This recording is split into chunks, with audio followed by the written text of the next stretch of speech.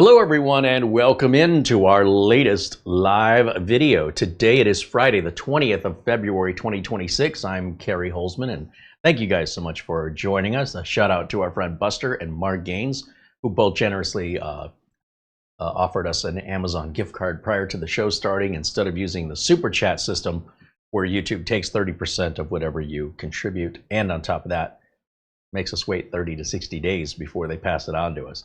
With the Amazon gift cards, we get them right away. Nothing's taken out. And we're using it to buy stuff on Amazon anyway. Or at least that's the idea behind it. We've got quite a buildup there happening. And we just made a purchase of, well, I saw Minis Form has the G1 and the G7 available now on Amazon. So we went ahead and ordered one, but it's not expected until April. So we'll wait and see. Hopefully we'll get it before then. Everybody there in China, they're all celebrating the New Year. So for the most part, that country shut down for about 2 weeks. At least that's what it looks like from where I'm standing. So because we deal so much with stuff happening in China, products coming from there are manufactured there, that when China shuts down for 2 weeks, everything stops. At least in my line of work, because you can't reach anybody. They're all out.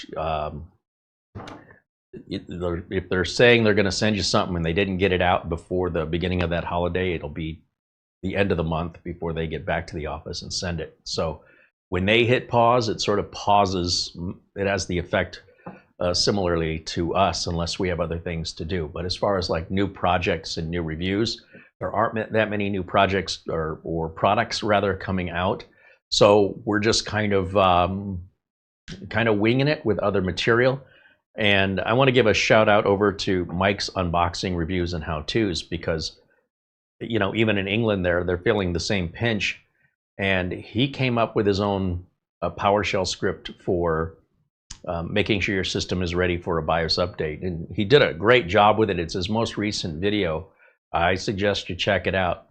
Now, if you're very comfortable with updating BIOSes like I am, it's definitely not a tool an expert needs. But for somebody who is a little uncertain or hasn't done it very often and you want to just double check all your settings, it makes it very easy because everything's presented right to you. And like I said, he did a great job on it. And what a great way to contribute back to the community with his open source project that he's just giving it away. So kudos to Mike for that. And it's these kind of creative alternatives that we need to think about as tech content creators. Well, the tech world is kind of slowly, it's not dying, it's just on pause. With the advent of the AI companies all growing exponentially, they can't buy enough tech. So Western Digital is sold out of hard drives for the next, they're already pre-sold. Everything they haven't even made yet has already been paid for the next year, 18 months. So drives are still available for sale, but their prices, of course, are going to be higher as a result of a much less supply. You're already aware of RAM and GPUs pricing as well as SSDs. So that affects everything. That affects anything that takes memory, from cell phones to cars, automobiles. But it is temporary. It'll last, well, you know, predictably, the experts are saying till 2027 at some point, early or middle, things should start to settle back in. So the good news for us is to find something else to do in the meantime. You know, use the computers you have and enjoy them, and maybe take some of this consumerism down a notch with regards to buy. You know, buying is fun and having new toys is fun. But it's okay to play with the toys you have and appreciate them. And what better excuse than to sort of recenter yourself in your mind because you're forced to.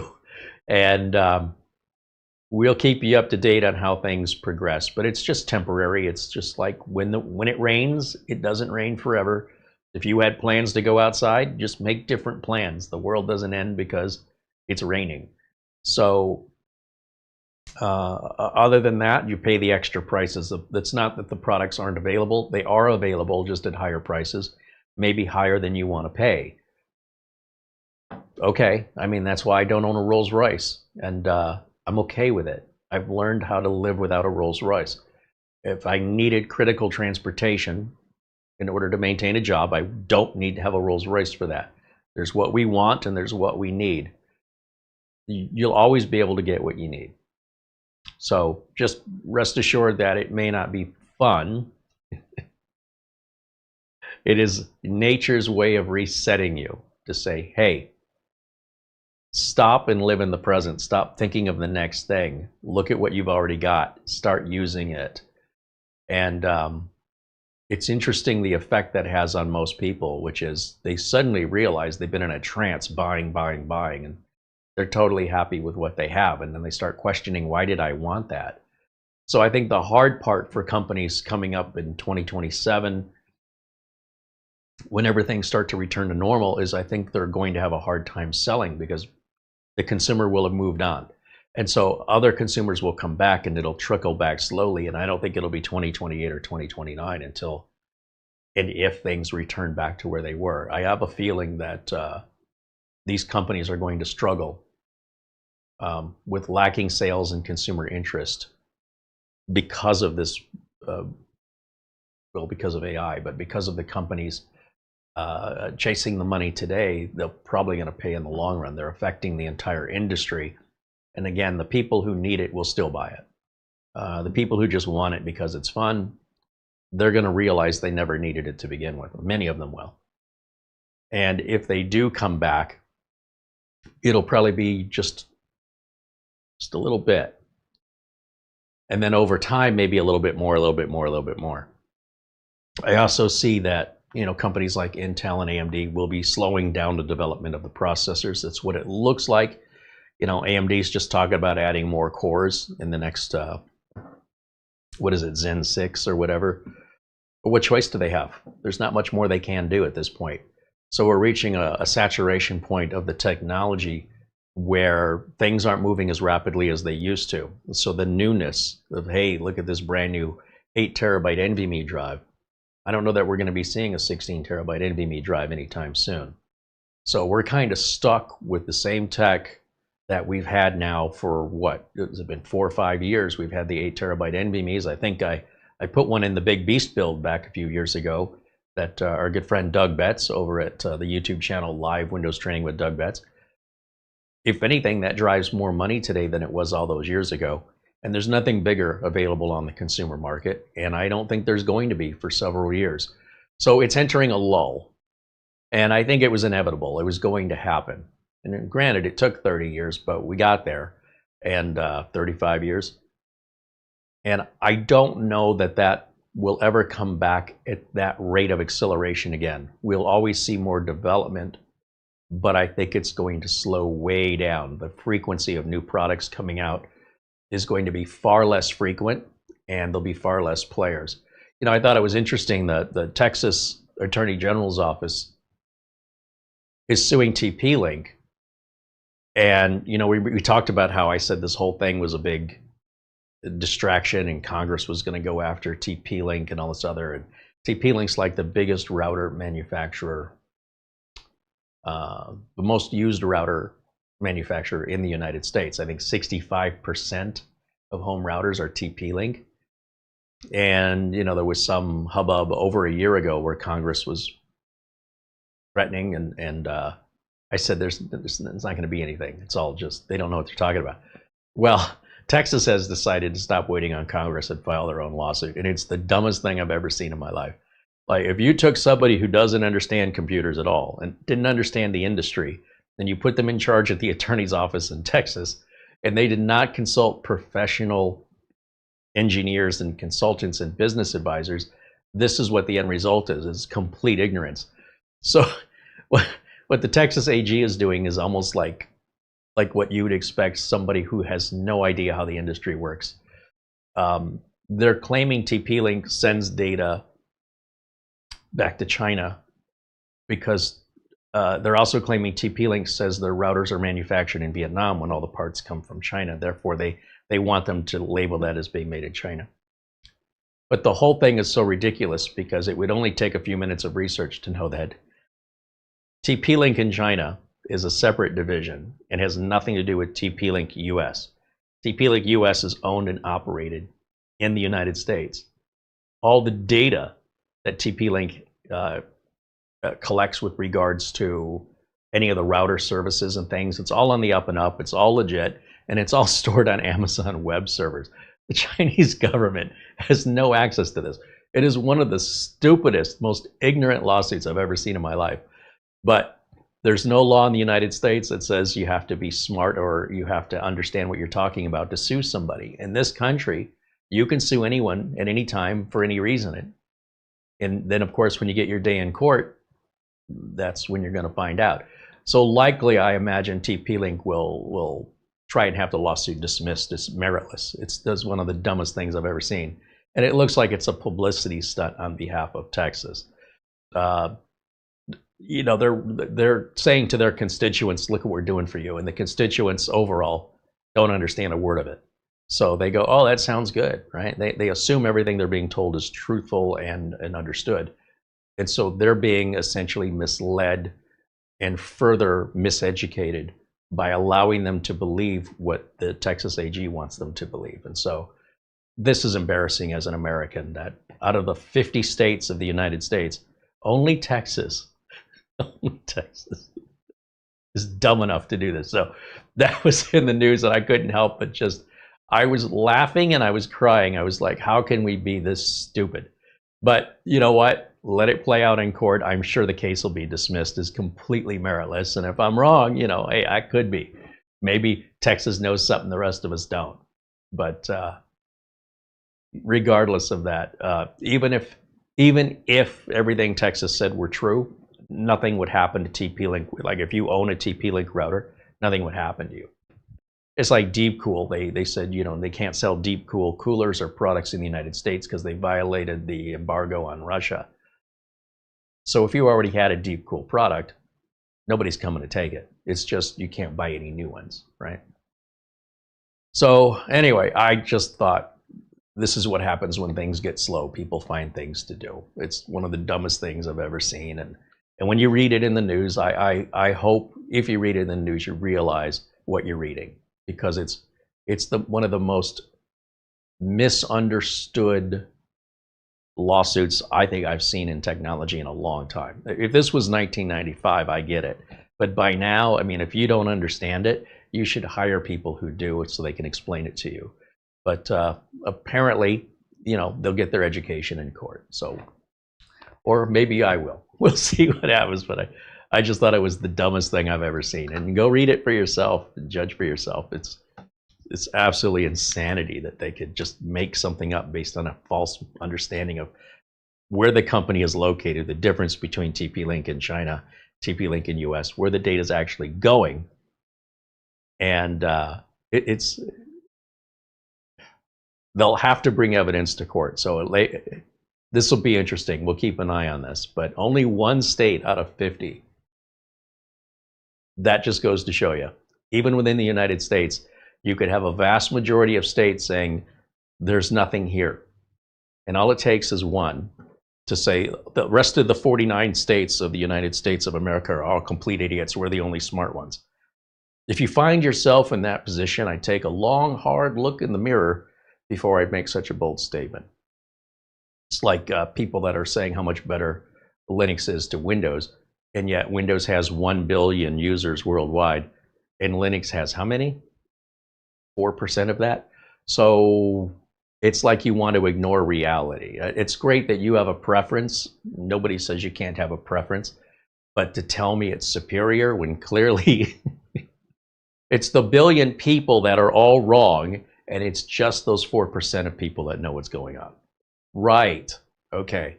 This is what a mirror looks like, and I want you to really sit and think about what you're saying, because reality suggests you're delusional. But, you know, they're still allowed to believe what they want to believe. If that's what gets them out of bed, if that's what they need is to delude themselves, you know, look, I don't want these people to go ill. So if that's what they need to hear, I guess that's a medication for them. But for the rest of us, you don't need to hear it. You just need to open your eyes and look around. It's pretty obvious. It's like telling me it's not raining outside, and it is. Like, who are you going to believe? It's definitely raining. No, it isn't. Okay. If you need to believe that, that's okay. You do what you need to do, my friend. Whatever gets you through the day. But the ones that need to hear it are the ones who are mostly the ones to go online and shout about it. So they appear to be, a larger group, but it's just a really loud group that's really tiny, a very small minority who are very, very vocal. And I want you to keep that in mind when you look at stuff online, because there are facts and figures, right? There are actual scientifically validated data sets that will show you what the proof is. And beyond that, just look around you. Just be aware of your environment. When have you ever walked into an office or walked into a grocery store or went anywhere and saw somebody using Linux on the screen? When have you ever seen it? So I guess if you are one of the few, you've seen it. But most people, they've never seen it in their life, not out in the wild. So anyway, I find the whole thing sort of absurd. But I don't want you to get caught up in it, or at least if you do want to get caught up in it, you do so knowingly. I don't want you to get suckered in with people's feelings versus facts. But regardless of that, welcome in, everybody. Let me say hello to everyone joining us today. Hope you're having a great Friday. Jonathan Fells says hello. There's John Williams, our good friend Mark Gaines, and of course Buster saying hello. There's Eddie Casanova and John Lewis. Of course, Mara, our channel administrator, hanging out in there. I also see Sean Skinner and Ben Laird saying hello, along with Lou Greeny and Dustin Fuller. There's also James Disher saying hello, welcome in, along with Matt. Ron Barnish says hello. Andy W6AD and Neil Garrett, Josh Kinder Fortnite all saying hello. There's David Herzog and Anthony joining us. 3D Everything and Mark Leibowitz joining us there from Chicago. Dazzle555, Dave Leonard, Edward Bass.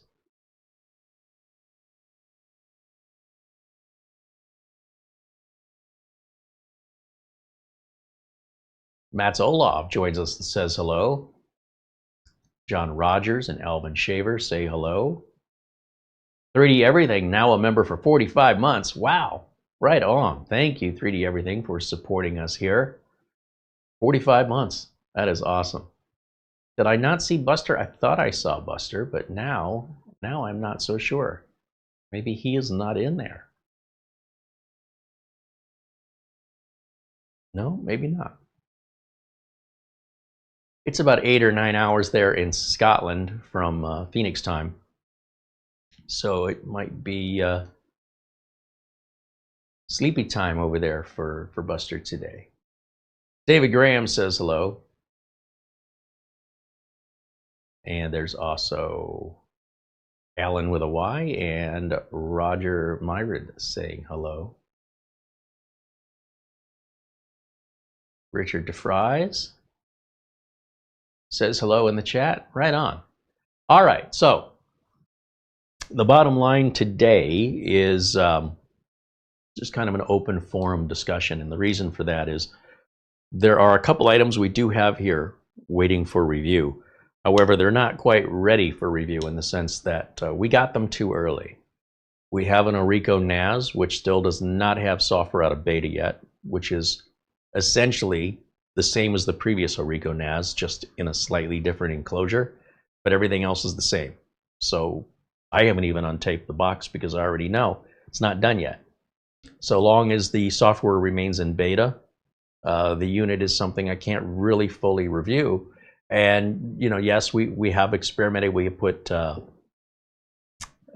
Zima OS on one of them, and it's fine. If you want to go with your own operating system on the NAS, but I don't. I want a turnkey solution, so I'm waiting for that to come out of beta. I don't know if that wait is a week long or 3 years long. We'll wait and see. We also have an enclosure from Orico for an NVMe drive, which is only Thunderbolt 5 or USB 4. It's not USB 4 V2 compatible. It won't communicate correctly. So we don't have any computers with Thunderbolt 5 yet. I don't know that we'll ever get any. Right now, it's pretty much the Apple line are the only ones that I'm aware of that have Thunderbolt 5. So I guess Orico is really marketing this right now in its current state to Apple folks. If we would have known that, we would have turned down the offer to review it. But the result is right now, the state of that drive, either it needs a firmware update, if possible, to get it USB 4 V2 compatible, because it won't work otherwise, or it runs at USB 4 speeds, which doesn't make any sense why you'd spend twice as much when the previous year's Orico model, NVMe enclosure we reviewed here, runs at USB 4 for half the price. So why would you pay twice as much to go the same speed? So for those reasons, I'm saying we're a little bit early on those products and they're not quite ready yet, or we aren't ready yet, depending on the scenario. Like we don't have anything with Thunderbolt 5. USB 4 V2 and Thunderbolt 5 are not automatically interchangeable. There's a big misunderstanding about that. And all I can tell you at this point is that we don't have a Thunderbolt 5 and that the Orico drive is not USB 4 V2 compatible, only USB 4. But then so was last year's version at half the price.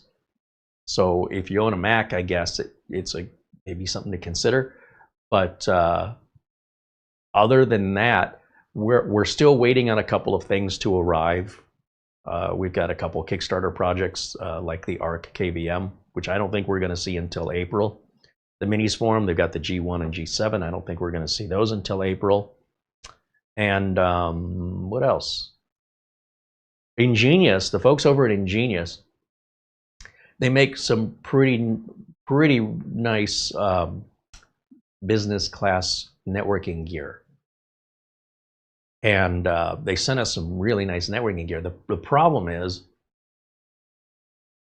I have no way to really demonstrate the benefit of it because it's not useful in a house. I don't have VoIP, power over Ethernet powered phones. I don't have multiple high-speed internet lines coming in, or a massive drain on the switch for 100 employees all connecting and needing really fast speeds. And there's the stuff that Ingenious makes is really, really good stuff. This is like if you go to a hotel and you want to connect to the Wi-Fi, Ingenious are the company or one of the companies that provide hotels with the number of access points they need throughout the number of floors. And take the MGM Grand in Las Vegas, has over 5,000 guest rooms in one hotel. You think that's all running off one access point?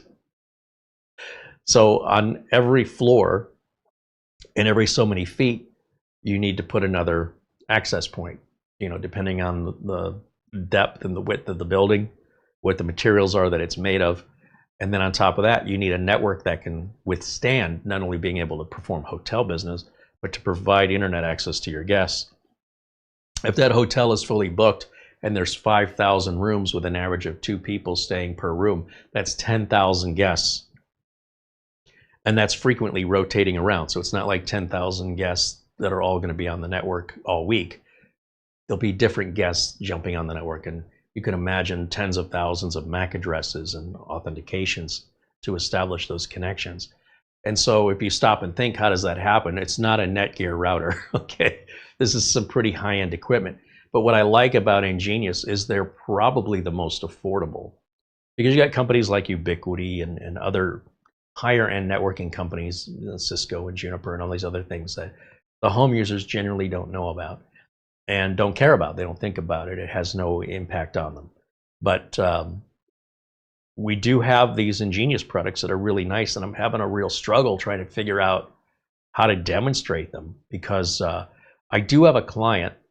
There's one client I have that would benefit from some of this stuff that I would love to deploy it. I'd say, hey, let me give it to you. You can have it. But in exchange, I want to evaluate how it works in your environment. And after you've had some time to live with it for a while, if you like it better than what you had. And unfortunately, the client just kind of wants to leave everything alone for right now. So we're sort of stuck with it. And it was really nice of Ingenious to send it to us. And I did warn them that I would have a very difficult time demonstrating it. I can explain it to you, but I don't need it on the desk. I don't need to physically have it in my hands. I can show you pictures and show you the specs and I can explain it if you have questions, but I don't think many of you at home would say, oh, I need one of those. This is really intended for business use. And when you understand the benefits and the features of it, you'd say, well, why would I need that at home? You wouldn't. It's not intended for home use. So I'm not sure that we have the right audience for it, and I'm not sure what the benefit of me having it in my hands is if I can't show it. So I'm kind of stuck with these products that I'm simply waiting for an opportunity. You know, anytime a customer can call me and say, hey, you know, we got your number from so-and-so and we have this situation, and hey, I have a new client, and all of a sudden I have a solution for them they might need. So they sit on a shelf for that possibility or some other possibility that's not existing today. Doesn't mean it won't be there tomorrow. I had a client call me yesterday, and I hadn't heard from this client in years. They ended up selling their business. And this was a client who many years ago, I had gotten a call that their email was down, and I had to go through a series of, it took about 2 or 3 days for me to figure this out. But the long and short of it was they didn't pay their bill. So the internet service provider, not the internet service provider, the registrar of their domain shut their domain down. So yeah, that's why the email didn't work. And it wasn't easy to figure out who the registrar of the domain was. You have to understand, a lot of business owners, they don't understand computers. They hire people, and they're under the false understanding that everything's done one way. It couldn't be further from the truth. And they believe whatever they're told. So if you, let's say I go to a client and they say, hey, could you help us out? And I say, okay, let me see what you've got, what's going on here, right? Well, we've got these 3 servers, and we've got this VoIP system, and you know, we're constantly having these network disconnects and access issues, and we want remote solutions so our employees rather can work from home. I'm going to say, well, here's my proposition for you.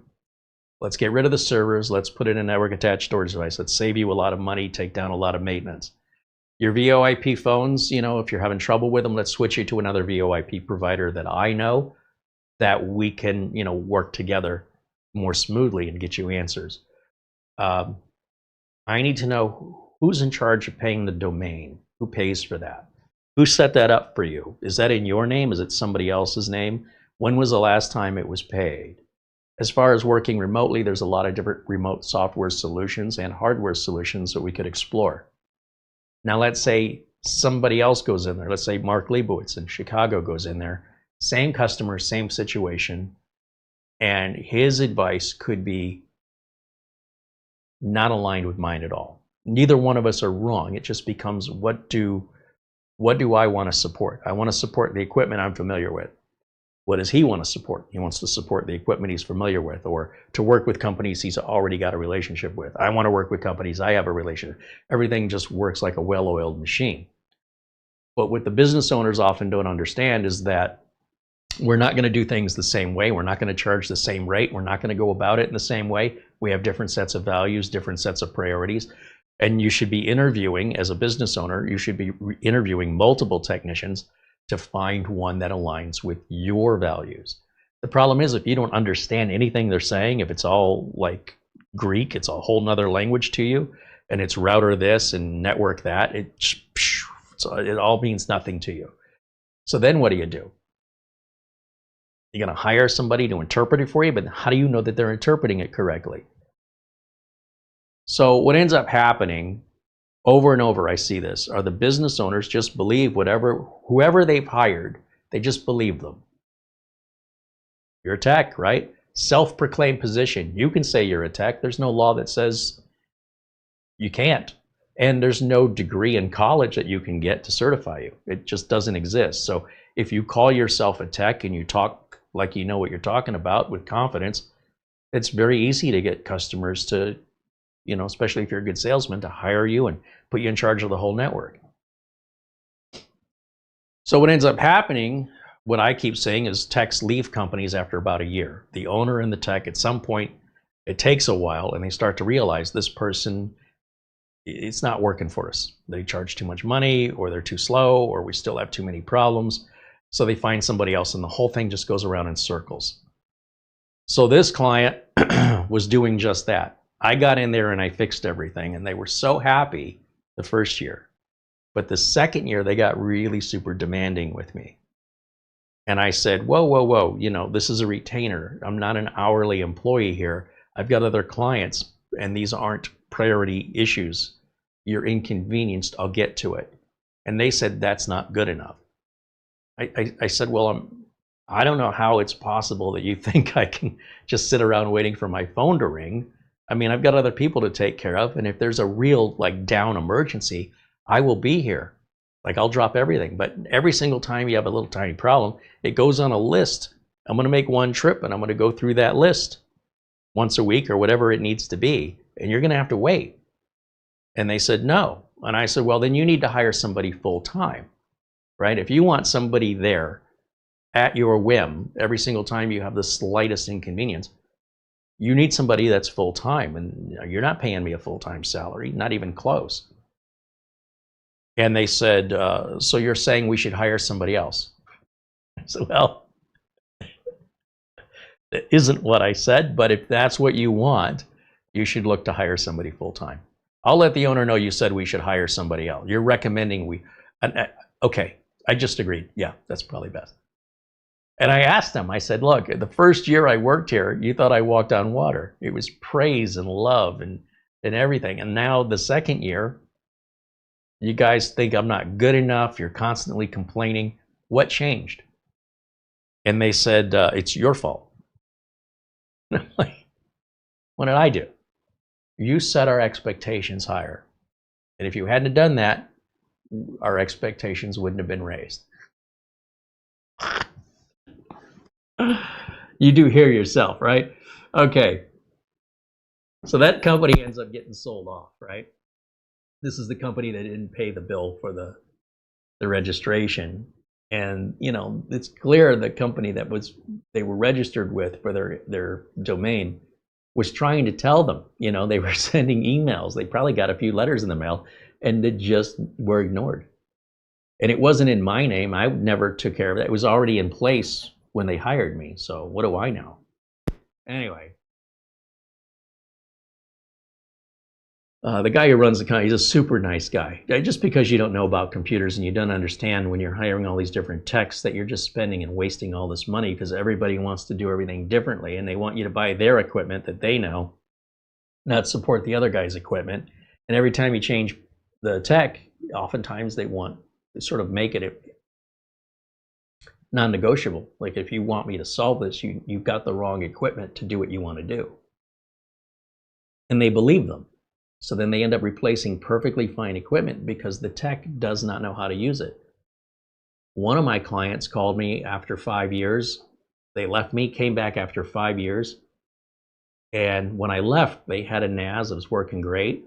And when I came back, they had 2 NASs covered in cobwebs, and neither was working. And they were told by the tech that they had hired, they went through 5 techs in 5 years, that those NASs, those Synology NASs went bad. Well, they were told that by a previous tech, which is why they bought the second Synology that also magically went bad. So when they finally asked me to come back, and they didn't think I did anything.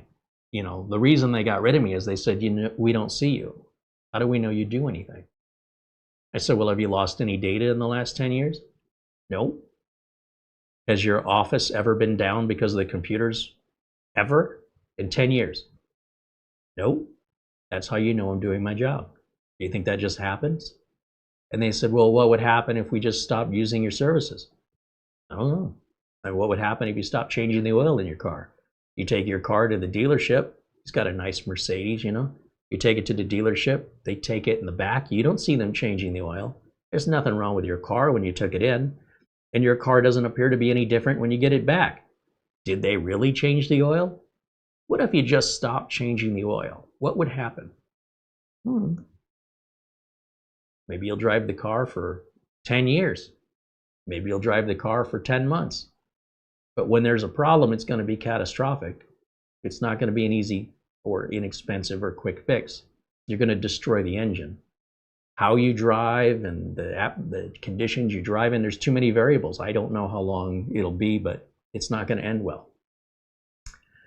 And yeah, so the answer to this question, how many licks to the center of the Tootsie Roll to Tootsie Pop, is 5 years. So the reason the NASs weren't working was the dumbest reason ever. They were having it maintain 32 copies of every file, and they had over 1.5 million files. Multiply that times 32, and it doesn't take a rocket scientist to realize you're going to run out of hard drive space, and the NAS won't work anymore. And none of the techs they hired understood this. Well, I can't say for sure about the first 3, but the last 2, whoever it was that first of all said they needed a replacement NAS was wrong. So they spent all this money because they believed what they were told. Remember, they said they were paying me too much, and now they're spending way more, 5-6 times more now, plus the inconvenience of the downtime, which how do you calculate lost revenue and lost productivity? How much does that add up to? And then after I had left, it wasn't that much longer before the pandemic started, and the boss, who's like, you know, if we don't see you, you're obviously not doing anything, suddenly had to have all of his employees go remote, so he can't see them working anymore. And I suspect he understood what remote working was after that happened, right after the pandemic, and just thought I was lying to him. After the pandemic, or during the pandemic, I'm sure he got a much better understanding of how you can work remotely and you don't have to see your employees anymore. It's just an old school thought lock, you know. So I'm sure he understands it now. But regardless of that, I picked up both NASs from the office and I put the leaf blower to them to get all the cobwebs and dust. Nobody had touched them in 5 years. Like, they had just been sitting, no maintenance, nothing. All the drives were in perfect shape, although somebody swapped out, for some reason, 2 of the 4 drives with a completely different manufacturer and size. So that's not right. It's fine for temporary, but you shouldn't have left it that way. And I ended up recovering the data off the drive and then completely resetting the NAS. And both of them work perfect. Nothing wrong with either one of them. But when they're the ones doing the hiring and they don't realize they're hiring somebody incompetent, they don't have anybody to advise them who knows. So that company ended up going out of business. They couldn't recover after both NASs went down. Their whole system went down for about 6 weeks. Their phone systems went down too, and their email systems went down. And I can only work on one at a time. So by the time we were able to get everything up and running, at that point, the company was listed for sale and was eventually sold within 2 or 3 months after the work was done. And I made pretty good money on that, but not as much as I would have made if they'd have just kept me on the damn retainer for those 5 years. And we could have avoided all of these headaches. But it's a business owner's choice, and it's my choice if I wanted to take it on. And I thought, yeah, you know, I'll do it for him. And that's the third time I took that guy out of a hole. The first time I took him out of the hole he was in was about 20 years ago. Then he let me go because a secretary that he hired said that they should hire her husband. He screwed everything up. So I never did anything wrong. I don't know the secretary, I don't know her husband, but she wanted her husband to get hired and she threw me under the bus. So after that went sideways, they asked me to come back and I undid all the damage he caused. And oh boy, they spent a lot of money on stuff. He was having them buy books so he could learn some stuff. And I'm like, I would never charge a customer for a book.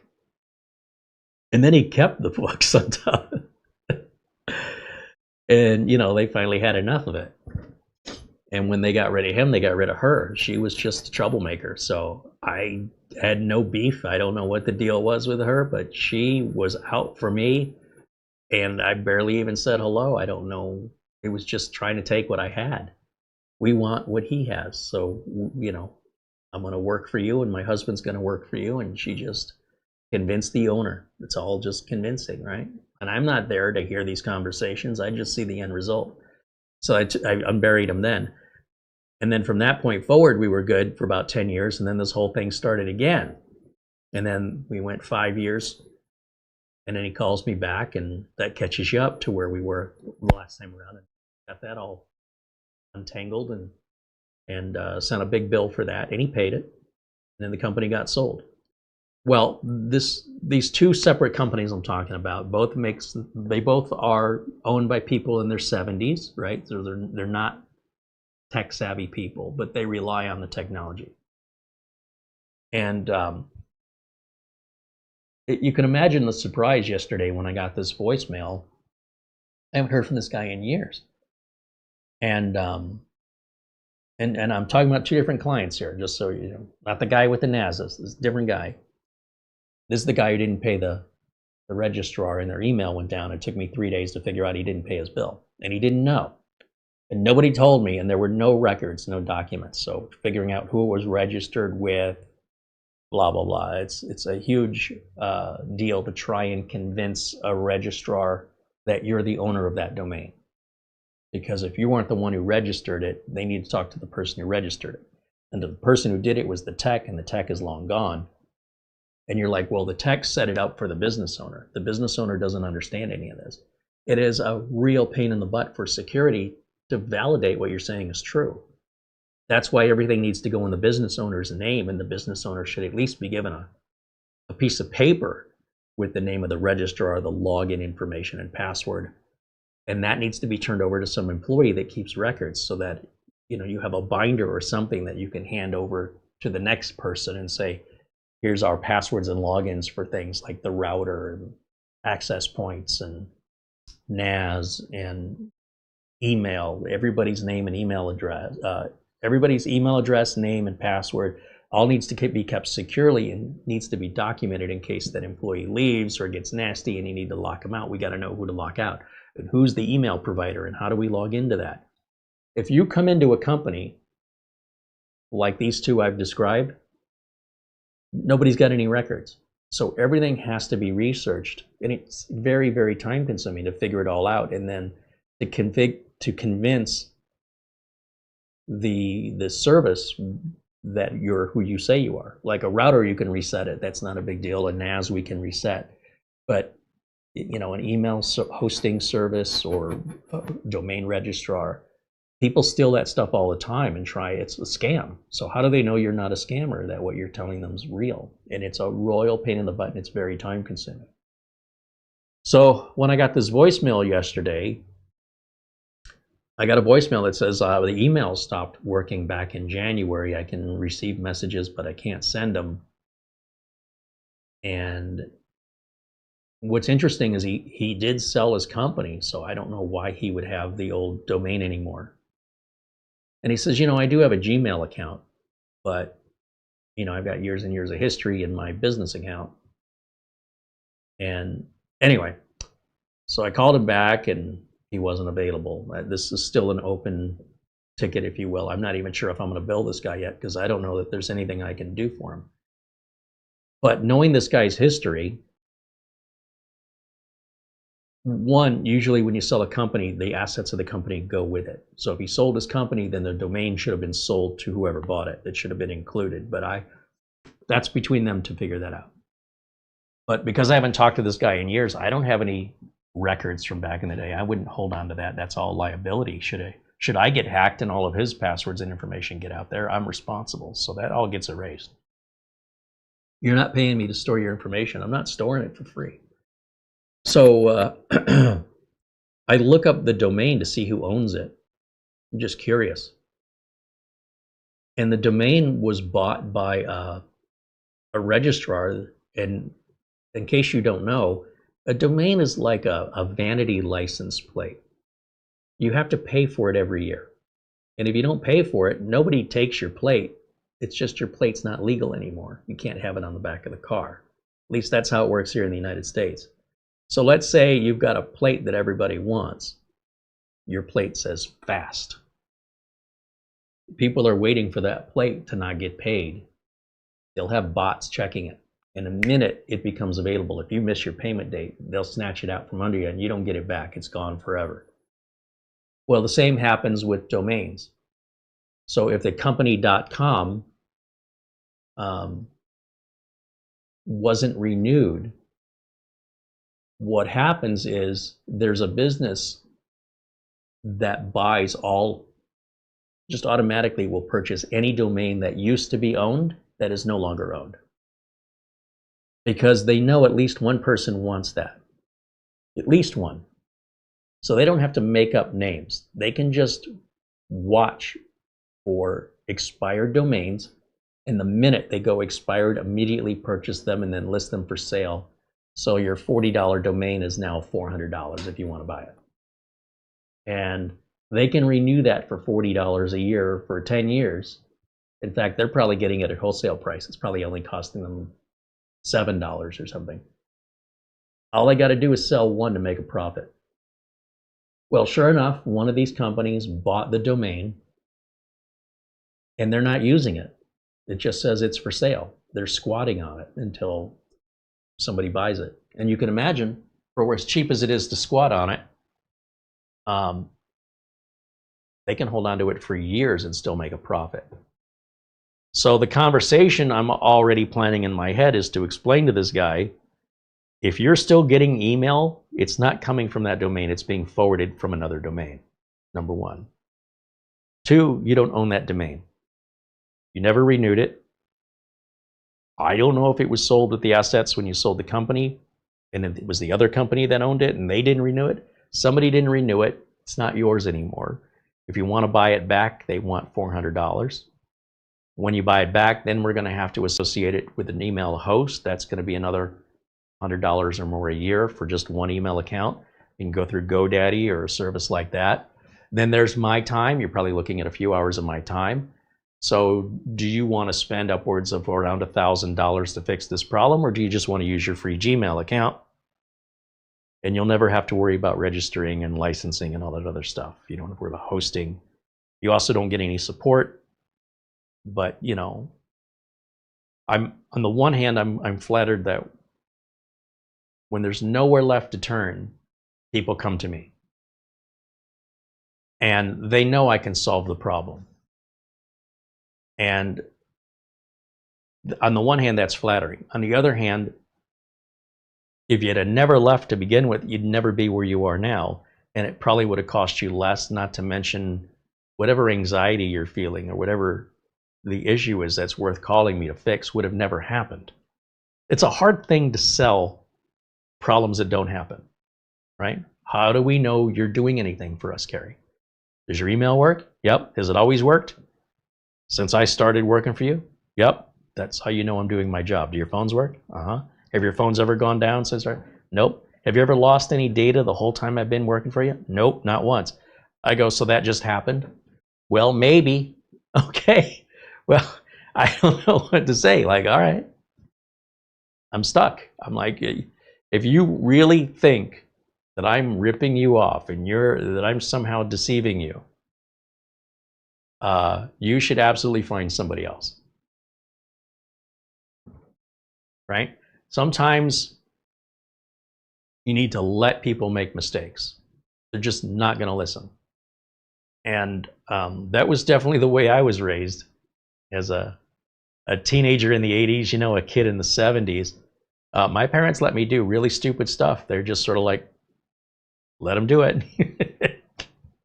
Sticking a butter knife and electrical outlet. Hold on, give it a minute. I bet he won't do that again.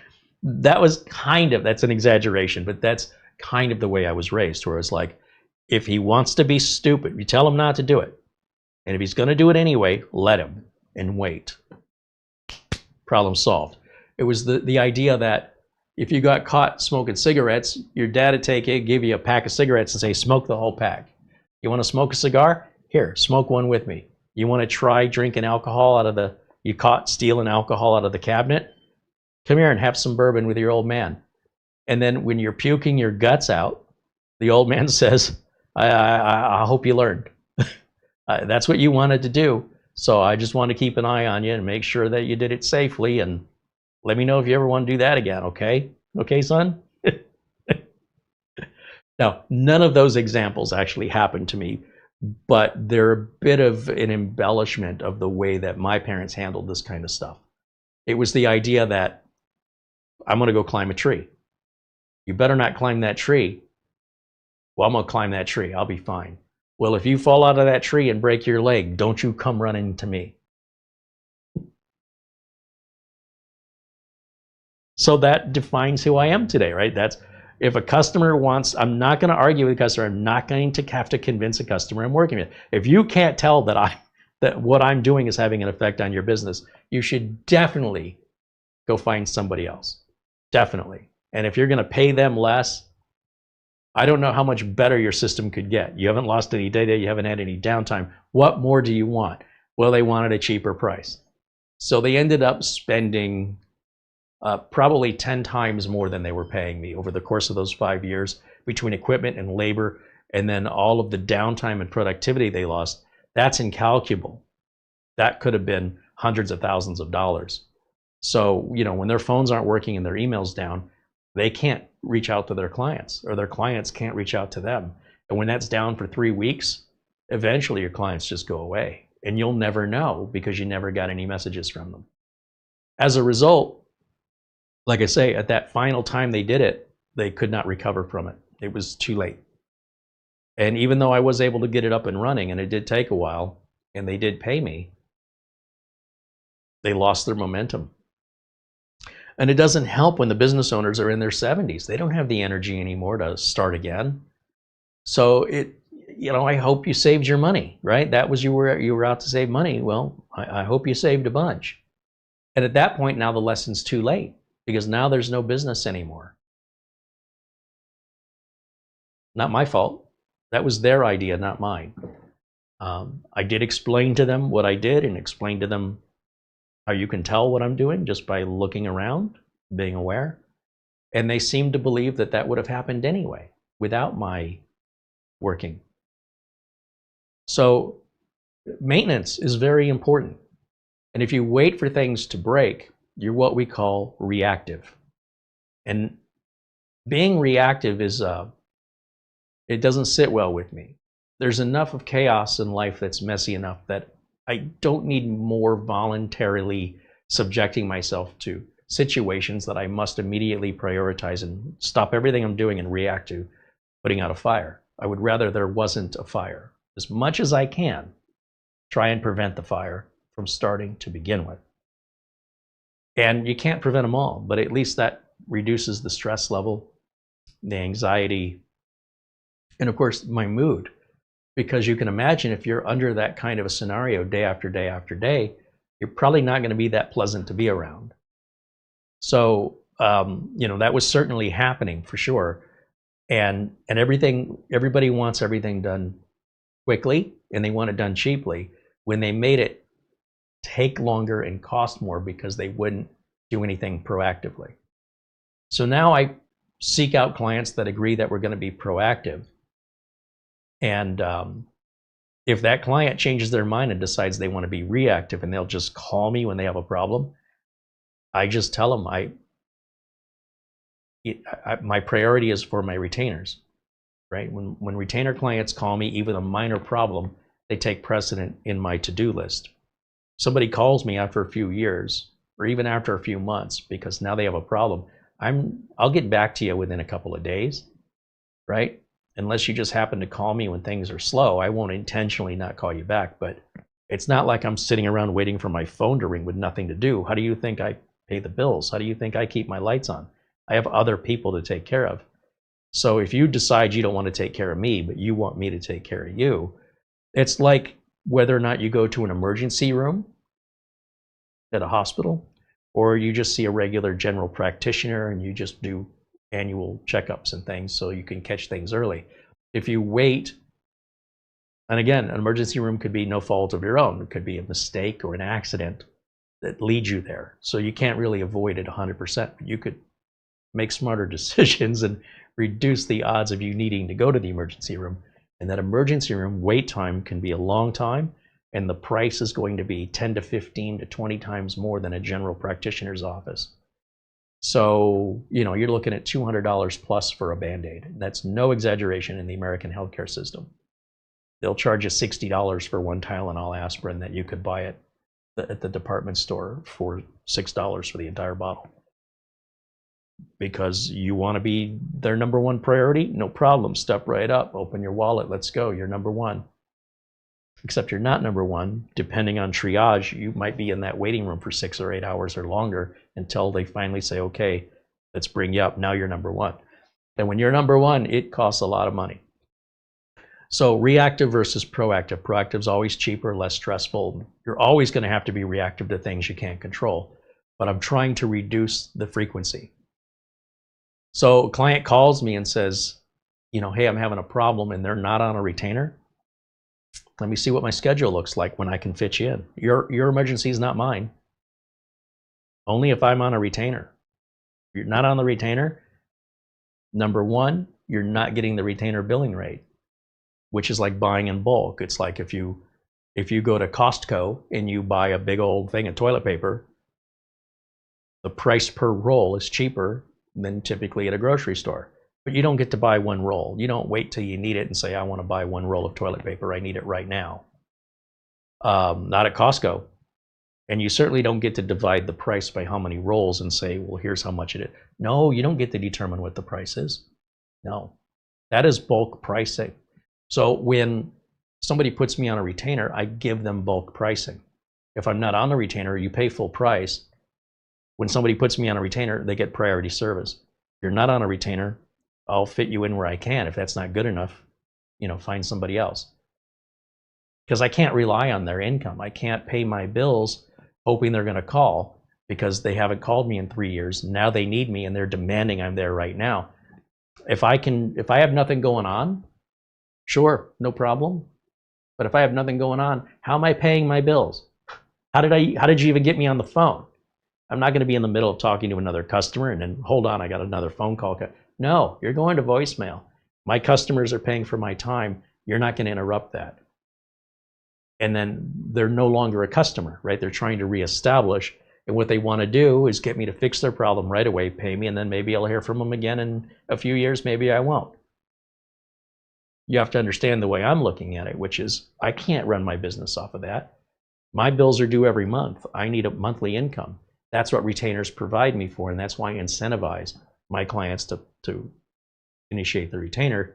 So they save money, they get priority service, and I have a revenue I can count on, at least a minimal amount. And then with any extra time, I can do this sort of piecemeal work as it comes in, provided those people are going to pay the non-retainer rate and be put on a waiting list, which, you know, could be next day, it could be next week. I just don't know, depending on when they call. If that's not good enough for them, call around, find somebody else. I don't care, because their money isn't something I count on. It's like extra. The retainer money is what I count on. Those customers have to be taken care of. I need them to renew. I don't want to give them any reason not to. So you can see both sides of this, right? So when I saw this guy called me, I was like, well, okay, well, I'll get back to him. I had other things going on yesterday. And when I called him, it just went to voicemail. And a lot of times with these clients that you don't hear from very often, they will have already found their solution. I wouldn't be surprised if he talked to somebody. You know, when they call, they'll oftentimes, if you don't answer, they'll call somebody else. Or they leave a message saying, hey, can you call me back? I'm having a problem. Then they start thinking, who else could I call? And so often by the time I call them back, it's pretty frequent that I'll hear, never mind, I got it sorted. Sometimes I say it bitterly. Thanks a lot, you know. They don't say things like that. Oh, well, I got it figured out without your help. Great, well, I'm glad to hear that. If there's anything else I can do for you, you know, give me a call. It's good to hear you, hear your voice. I hope you're doing well. And if I can help in the future, feel free to call. But the tone of their voice is like resentful that they had to figure it out on their own. Thanks for nothing. Yeah, well, thank you for nothing. You didn't pay me anything. And you're wasting my time right now. But sometimes people need that space to do what they should have done in the first scenario, which was figure it out. If somebody's not, you know, if you're that impatient, you're that intolerant, and you're expecting somebody that you're not paying to drop everything they're doing to help you, I think your world's going to be in for a lot of disappointment. You know, it's not like a family member or somebody. It's business. Hey, there's Mitch Morrison joining us in the chat. Said he's off to ride his motorcycle. Yeah, it's a great day for that here in Phoenix. We're going to be up into the mid 80s next week. And we're down in the lower 70s right now, which this is great weather here in Phoenix. And we had a bunch of rain. We may have some more rain, I think, Sunday or Monday. And we welcome the rain here. It's been pretty dry. And of course, when it rains, it takes all the dust and pollutants out of the air. And my car gets washed. So this time of year, I wish it would last the whole month. But we're lucky to get a couple of weeks of this, so we'll enjoy it while we can. And that's why I say after a rain, and the sun's out, and everything's clean and smells good, and the weather's cool, that is a great time to take a motorcycle ride. And the roads are dry, by the way. It's not, the rain was about 24 hours ago, so everything's all dry, mostly. So you enjoy that motorcycle, Mitch. Good to see you, my friend. Oh, Mike's unboxing reviews and how to. Where is he? Somebody's saying hello. Oh, there's Buster checking in.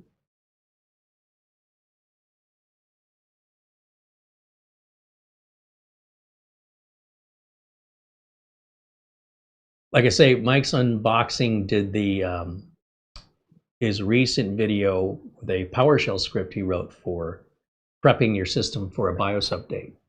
And I strongly recommend you check his video out and see if that appeals to you, because I could see somebody who's, not real tech savvy, or somebody who's still in sort of the earlier stages of learning, want to make sure that they're double checking all these settings. And instead of jumping all over to try and check here and check there and do this and do that, he put it all into one PowerShell script, which is really, really clever. Well done. Gold star. Buster says, hello, Carey and Mara, everyone in the chat. The temperature in Edinburgh, Scotland right now is 46 degrees Fahrenheit, which is 7.7 degrees Celsius, and raining. It's a little chilly.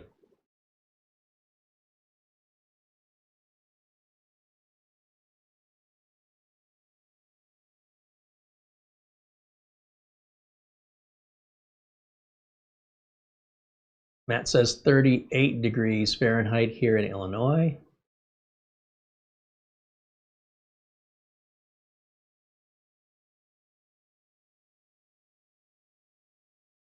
Mark says, snowing here in Massachusetts, getting about 6 inches of snow tonight. I'd be staying home tomorrow. So there's nowhere I need to go tomorrow. I can wait. Either that, or I'd have to own like a big, either an SUV or a truck or something that had pretty good road clearance and all-wheel drive. So you wouldn't have to shovel anything, just drive right over it. Lee says it's 46 Fahrenheit here in southeastern Ohio.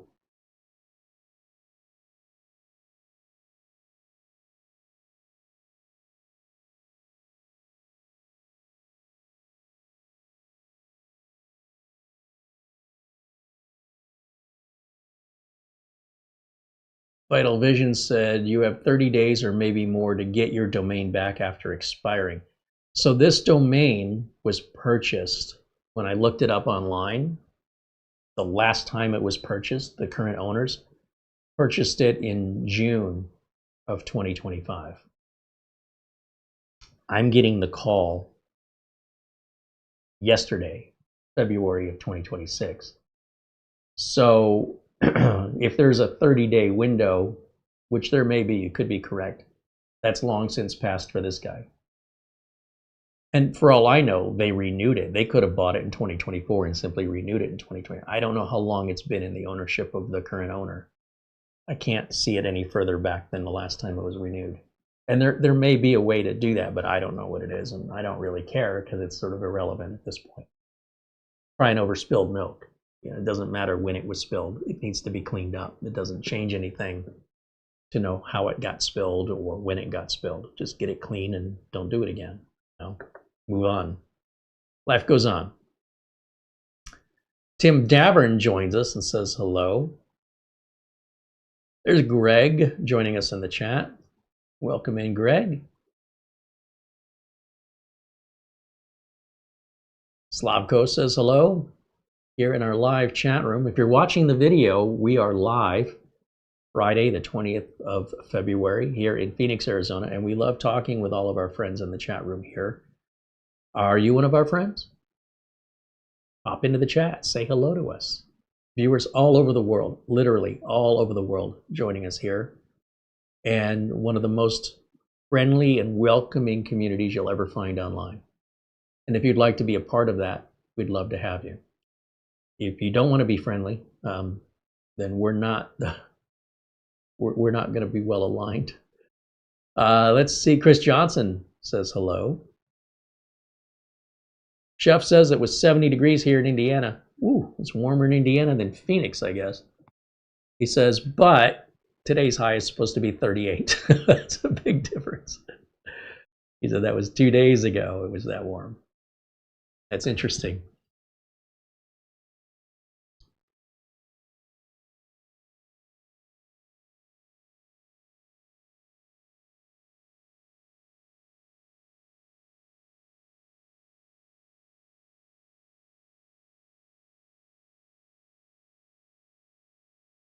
MX said, hi, Carey. Mara, watching you from Denver where the weather's 30 degrees Fahrenheit or -1 Celsius.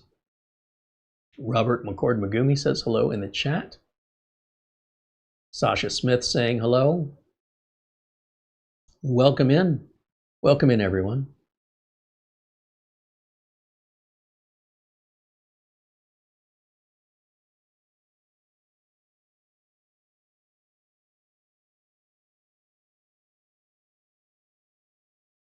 Bikeman having a birthday. Well, everybody say happy birthday to Bikeman. Mark Gain said, Carey, my Corsair all-in-one cooler screen started to glitch again. I managed to fix it with a firmware update. So there are people that are going to have computer problems that the rest of us don't have.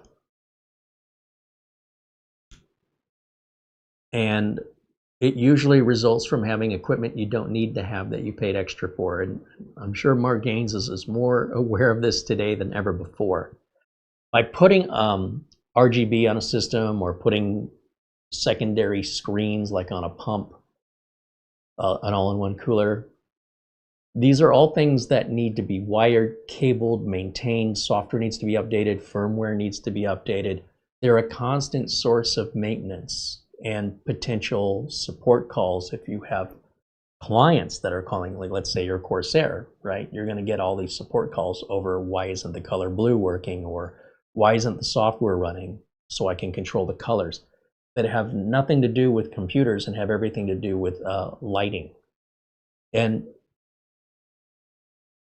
I guess it's fun, you know, to waste money on unnecessary lighting inside of a computer. I prefer to have my lighting outside of the computer, but you do have to understand that there's a consequence not only of the expense and the configuration and the time it takes to install it, but the maintenance is also additional. And I think a lot of people don't consider, you know, that software is constantly evolving and they find security exploits. Someone could hack your system and steal your identity because you didn't update your RGB software.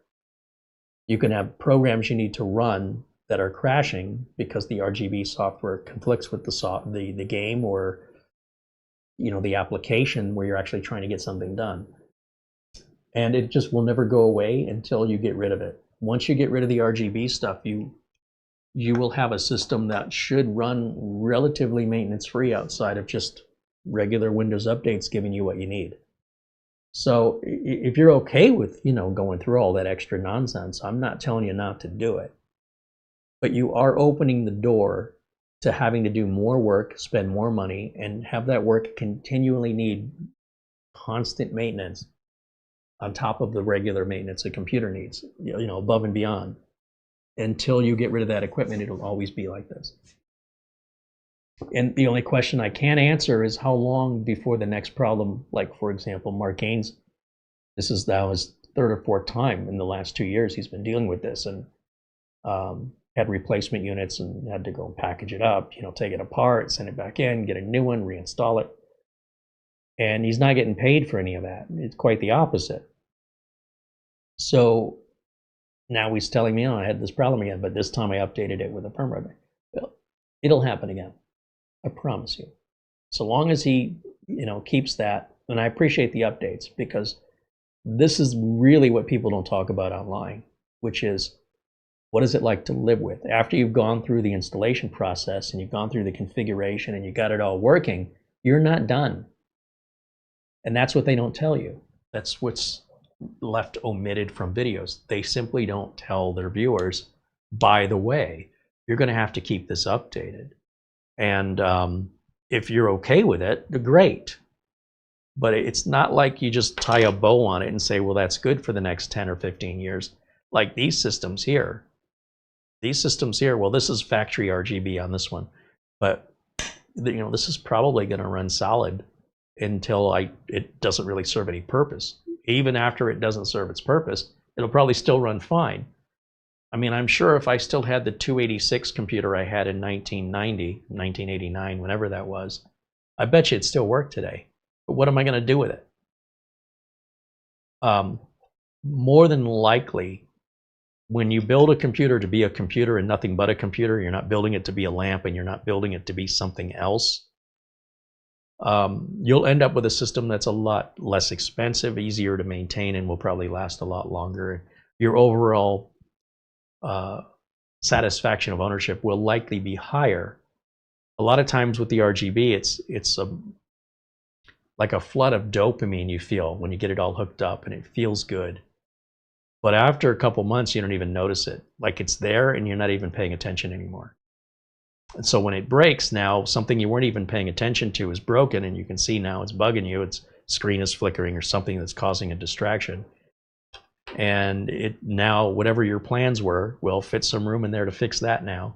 And when you fix it, it'll happen again. Something else will happen. There'll be another problem. The pump will die. Your system will start overheating. And so if you're okay with it, I'm okay with it.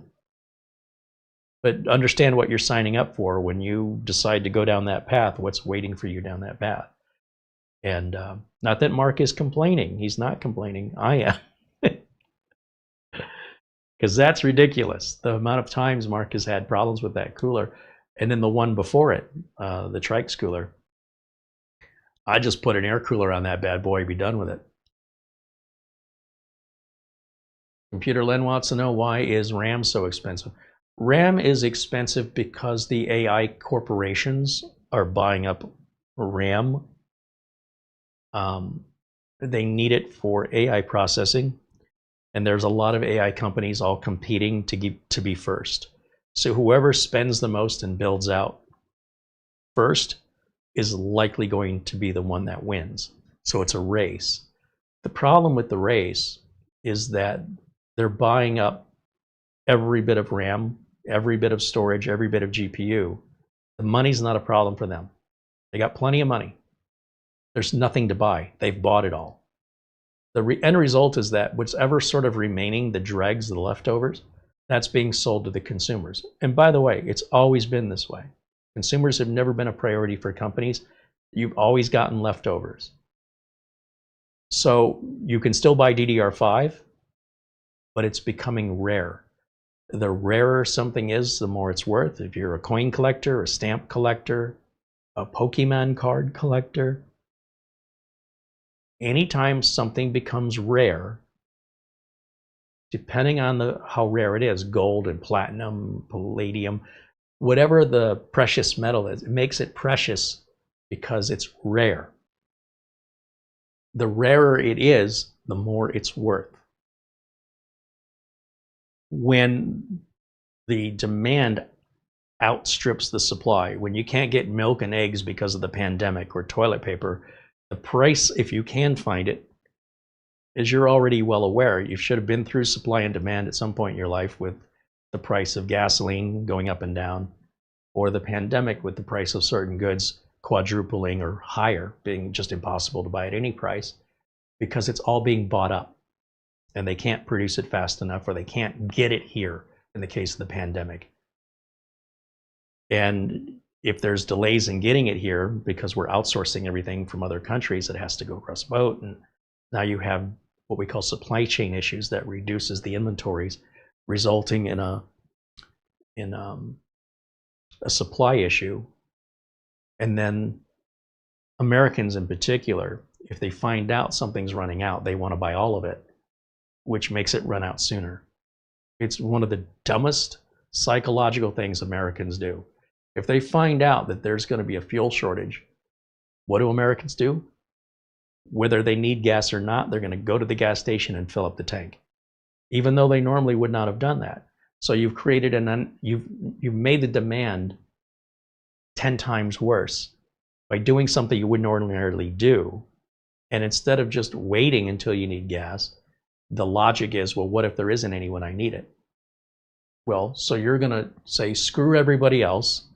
This is all about me. I don't care what the effects on my community are. Everybody on my community, you're all on your own. Suffer. I'm not going to help you. I'm not going to in any way be considerate of anybody else's needs but my own. And I'm going to beat you as much as I can to that gas pump. I'll get in front of you. I'll cut you off. I'll do whatever I have to do to fill my tank. Give you the middle finger, even if you could be my neighbor, my doctor. Doesn't matter who you are. Mine, mine, mine, me, me, me.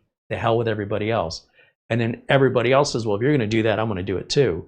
And all of a sudden, the slam on the demand, which was already bad, just multiples worse. And now we run out sooner. And there's less time because it's not being bought as it's needed. There's less time to get more fuel trucked over there.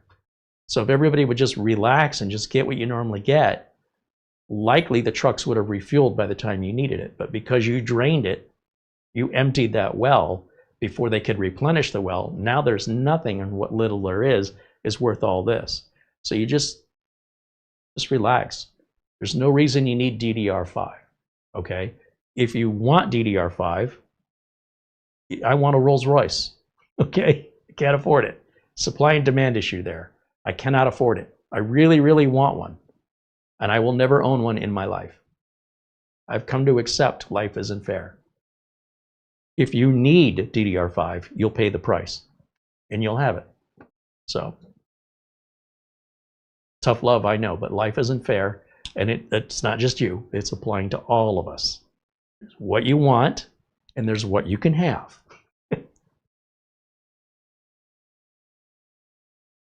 I want a Rolls Royce. I have a Dodge. Same thing, right? Same car.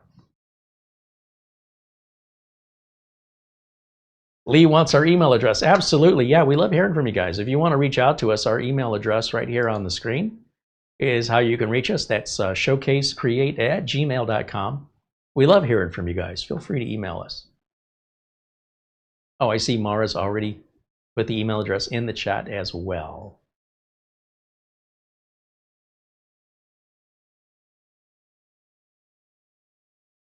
James said, I replaced the touchscreen in my HP laptop. The screen works great, but the touch worked just one time. I checked the device manager under human interface and touchpad. It doesn't appear. How do I get it back? Yeah, you got me on that one. I don't do touchscreen replacements. I don't know the first thing about them. Sorry. Maybe somebody in the chat can help you with that one.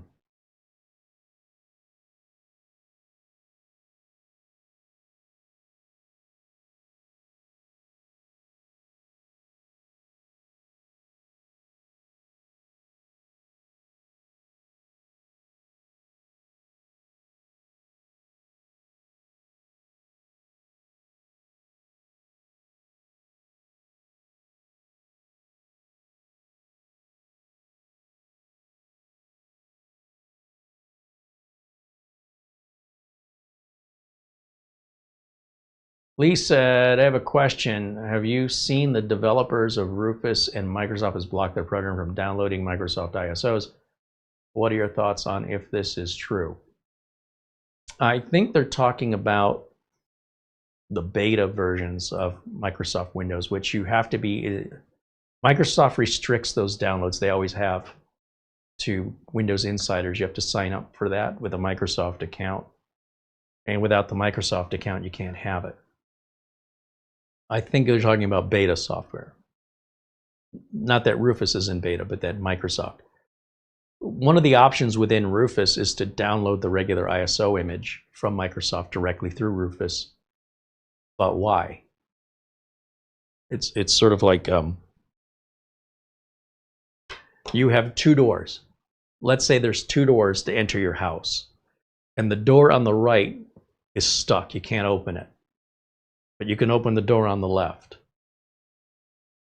And you say, how come I can't open the door on the right? Who cares?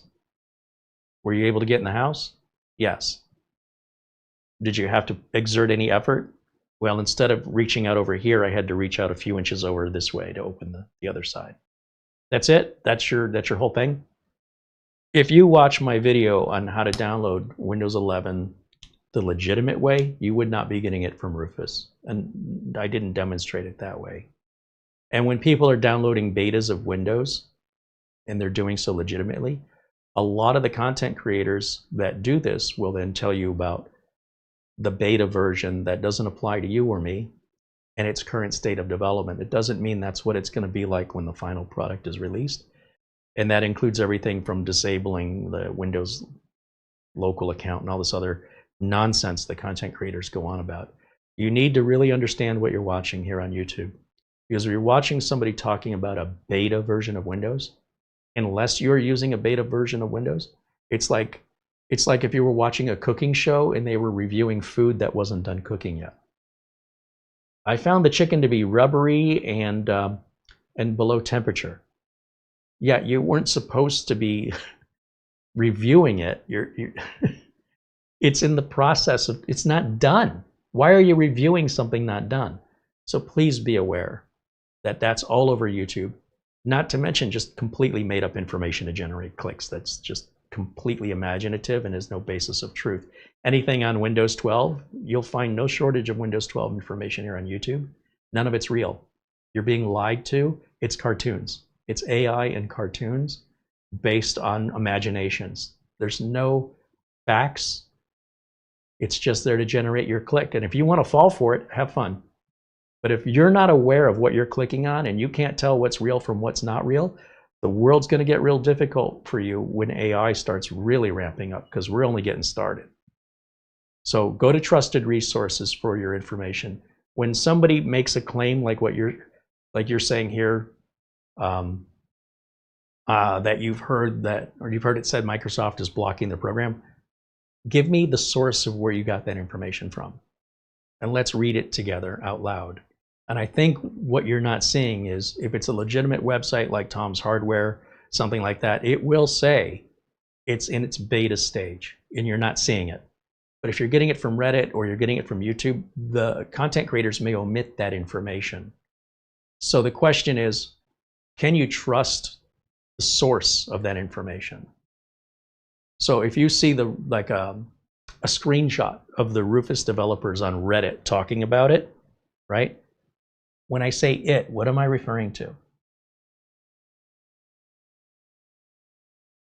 So one of the other things I don't understand is, if Rufus is free, have you tried starting up Rufus and seeing if you can download the ISO? Have you even tried it? Could you even be bothered to take 30 seconds to download the free little Rufus application and see if you can download the ISO? Because then you wouldn't have to ask me or anybody else.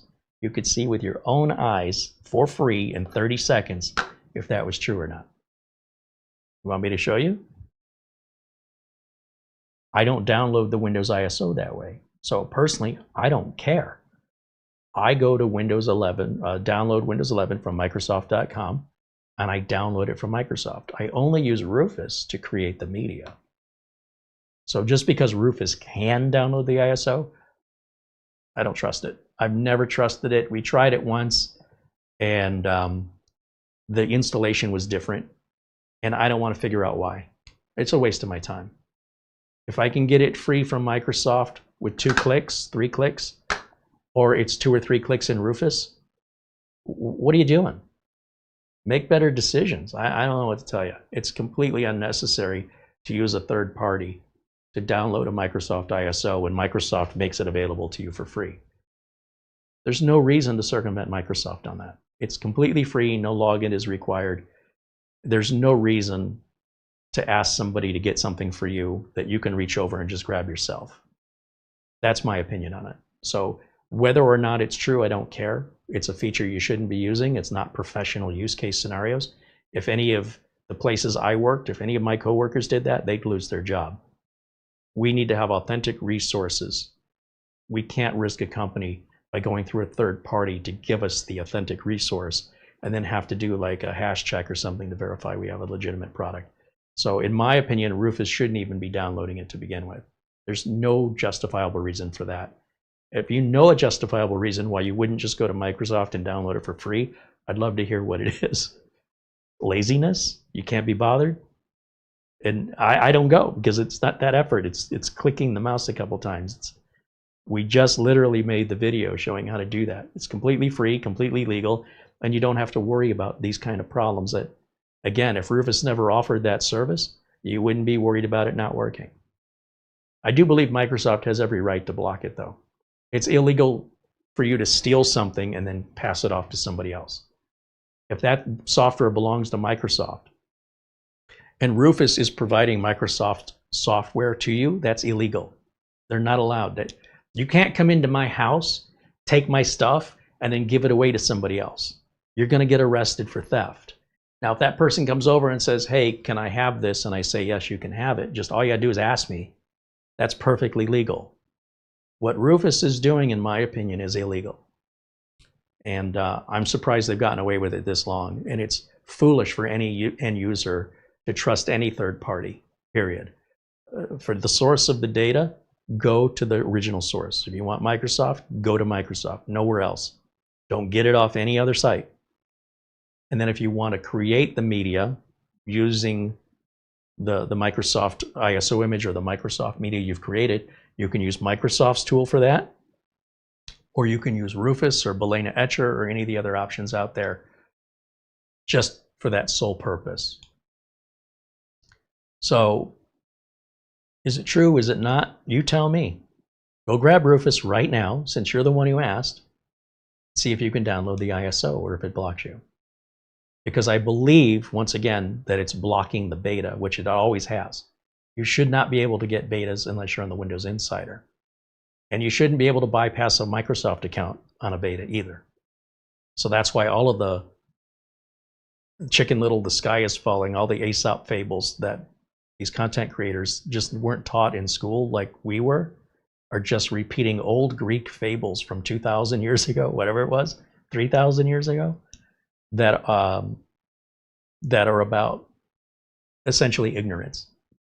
People reacting to things that aren't true and then scaring other people, and then those other people believe it.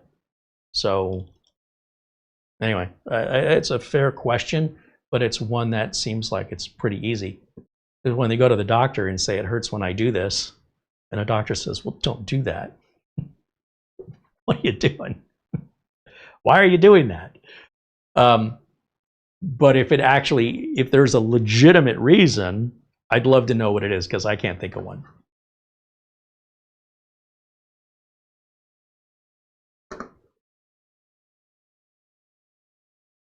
Mike's unboxing, here we go. He says, Rufus is justified if you want Windows 11 on unsupported hardware as it modifies the installer.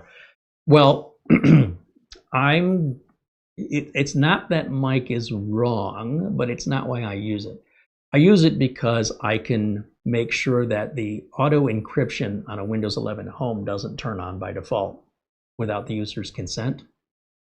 And although I don't install Windows 11 Home very often, I always install a local account. And if you don't want to do the Shift F10 or the Start command or whatever, Rufus with a simple checkbox does that for you. And it's not that Rufus is modifying the installer. It's modifying, what's the name of the file called? It's a configuration file. The whole point of a configuration file is to be modified. That's why it exists. So Rufus isn't like doing any hack or anything. It's just utilizing a feature of Windows that most end users aren't well educated on. And so the file, I think it does it one of two ways, but the most common way Rufus is modifying, let's see, let me just ask. How, I can't type today. How does Rufus disable online Microsoft account?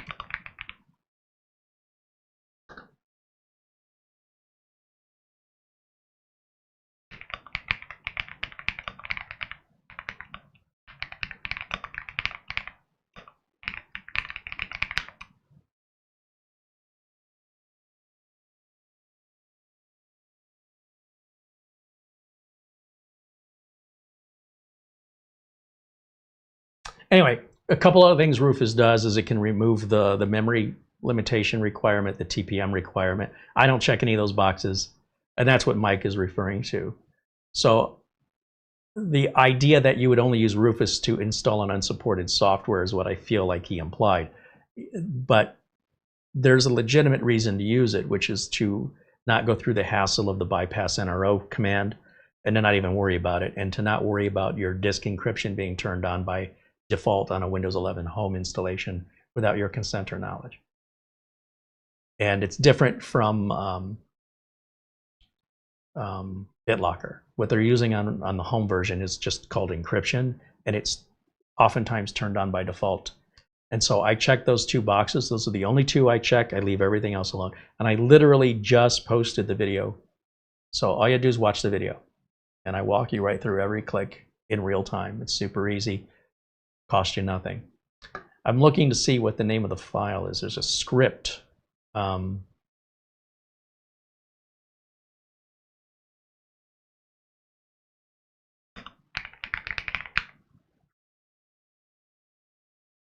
It's called autounattended.xml, and you can open this file and look at it on a Windows Media, like if you have Windows 11 or even Windows 10 on a flash drive.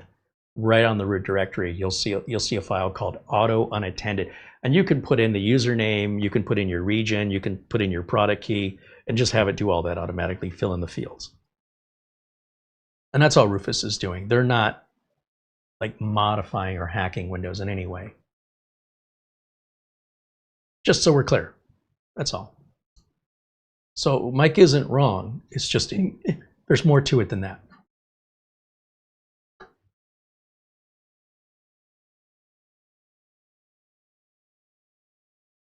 Mike says Microsoft has blocked the beta insider ISOs. This was reported by the Rufus Ireland.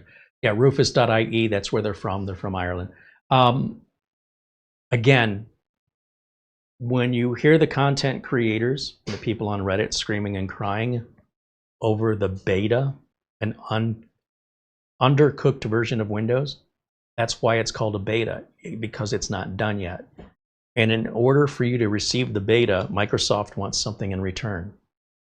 Microsoft wants you to report any issues to them. And Microsoft wants to know, how many people do we have on our beta? How many people are testing it? And what are the problems they're reporting?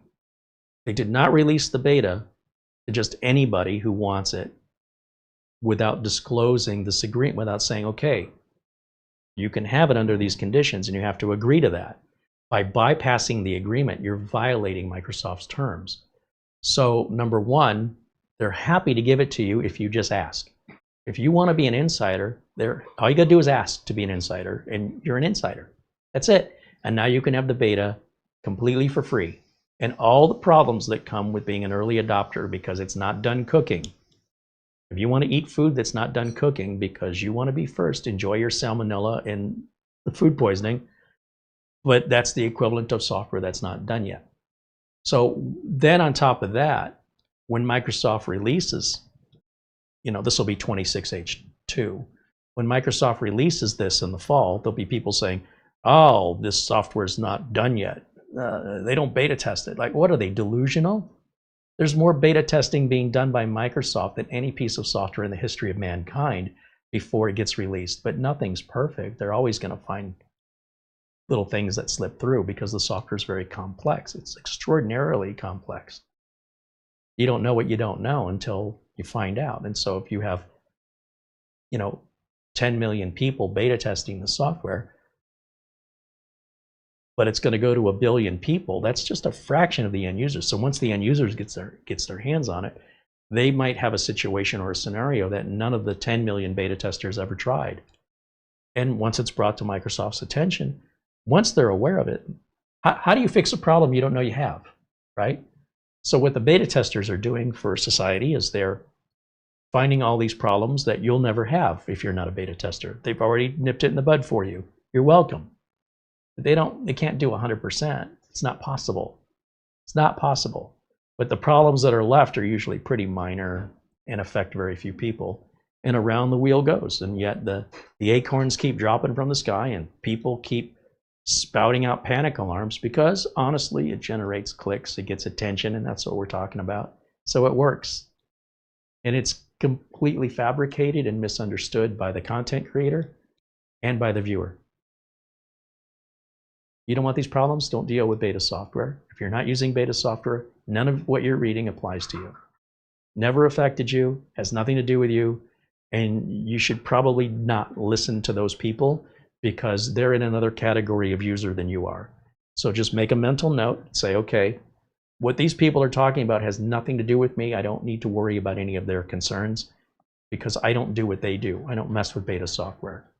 When Windows 26 H2, Windows 11, comes out this fall, we'll be here to guide you through it. And it'll be ready to install. I mean, the day it comes out, it'll be fine for the vast, vast majority. Very few people ever have a problem with the big updates like this, not these days. But the ones who do are very, very vocal online, and they're usually the cause of their own problems. So if you get kind of caught up in their hype, you're just joining somebody else's problem. But if you yourself are having issues, we're certainly happy to help you. We don't go online and whine and complain about it. We actually do something. I know it's a shock to some people, but yeah, we actually do something about it. And that doing something about it may be, hey, we have to wait for the manufacturer to address this. And until they do, we're going to suggest you avoid it. Or if there's a particular issue that you're having, just because you're having it doesn't mean everybody else is having it. Don't immediately assume. Well, you can if you want to, but the world doesn't revolve around you. And your experience is yours. And just because you can find somebody else with a similar experience around the world, maybe you can find 20 other people on Reddit and you think, oh, this is affecting everything. No, it isn't. Because all you need to do is take a look at how businesses are responding. So when you hear Ford Motor Company or your electric company is no longer able to provide the services, your electricity goes out, or you can't go to work because the whole system's down, that'll be on the news. It'll be on national news, headlines. These companies are all going out, people aren't able to go to work. The services that you as a consumer are trying to utilize aren't available because the bad update caused it all to go down. Like for example, the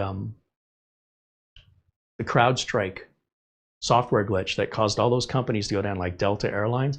You can't get away from that. It's all over the national news. Reddit and YouTube are not news sources. I'm sorry, guys. That is not a trustworthy news source. Anybody can make a video on anything. If I want to stand here and tell you that Godzilla is attacking Tokyo right now, let's cut to the footage. How many clicks do you think I'm going to get? I mean, that's preposterous. But yet, that's the equivalent of what people do online to generate clicks. It's your goal as the viewer, it's your responsibility to be responsible with what you're clicking on. If you want to see negativity and you want to see people hounding Microsoft and insulting Microsoft, if that's what you're looking for, that's what Google will show you. If you want to see positivity and you type that into Google in your search, that's what Google will show you. Do you want to see the world negatively? Then it will show you the world negatively. Do you want to see the world positively? It will show you exactly what you asked to see. So question yourself, what did I just search for? How did I see this? And if you click on it, it's going to show you more of that because it seems like, well, if he liked that, he's probably going to like this. And before you know it, your feed is filled with all this negative information that you kicked off with the search in most cases. You went looking for it, and it's going to show you exactly what you look for. Make better choices. Start looking for positive things. And the way you change that algorithm for you, because it's different for all of us, is to manually reset it. Say, okay, is Microsoft really that bad? It still has a negative connotation. If you search for why Windows 11 is the most successful operating system in the world, then you're going to see nothing but feeds of, they hit 1 billion users, 1 billion Windows 11 users in just 4 years, faster than any operating system ever in the existence of humankind. That doesn't sound negative to me. That sounds pretty amazing. So we live in a world where you can choose to see what you want to see, and you may not even realize you're making the choice based on what you're searching for and what you're clicking on. Because whatever those two things are that you're doing, it's going to keep showing you more of that, because you're more likely going to click on it since you clicked on it before, and that generates money and it keeps you on the screen longer. That's how the internet works in 2026. So when you're aware of that, you can control it, but it is your choice.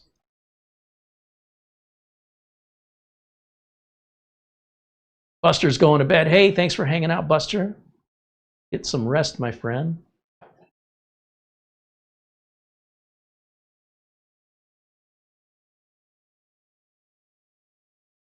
Andy says he's downloading Windows 11 2.5H2 right now just to try out that method. Yeah. So what's the news?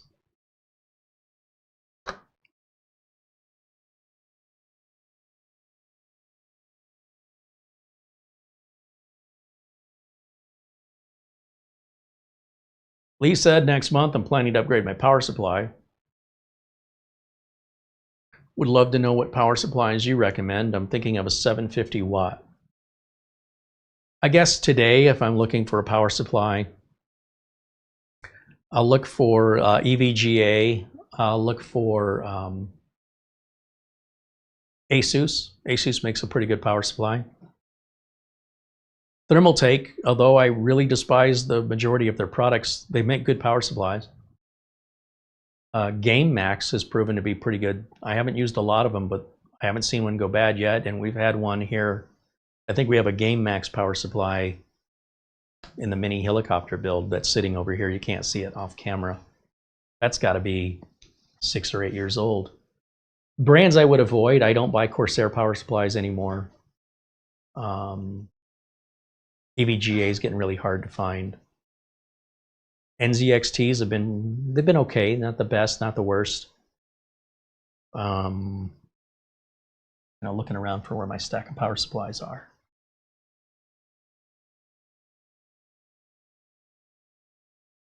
I think Seasonics are overpriced hype, just like Noctua. I think it's just a big waste of money. It's like buying a Gucci or a Coach or Louis Vuitton piece of like a purse or shoes. It's a really overpriced crap. I think you can get as good of or better quality from a decent manufacturer, not just cheap nonsense. Not AliExpress, right? Because then you're swinging the pendulum far to the other side. But more in the middle, I think that there's good quality products out there at a fair price for manufacturers that you can trust.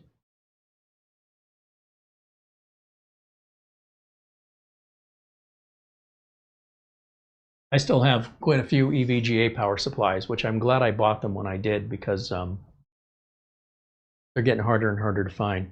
And I don't know that I've ever had a bad EVGA power supply, and we've probably installed hundreds of them.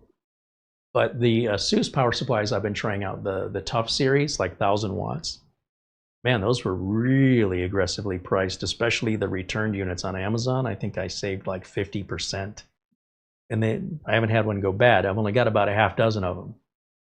But they're quiet, they're small, they're not this big, so they fit universally in anything I put them in. And I would recommend ASUS for power supplies. I avoid DFI, Enermax, Corsair.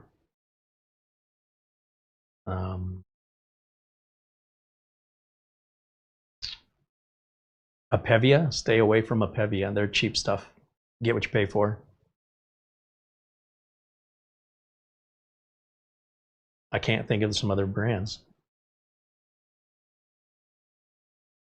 But yeah, I've had too many Corsairs go out on me, so I'm just done with Corsair. Their customer service is great, but too many failures in my experience that I'm not seeing the same level of failures with other manufacturers. So if the price is the same, just choose somebody else.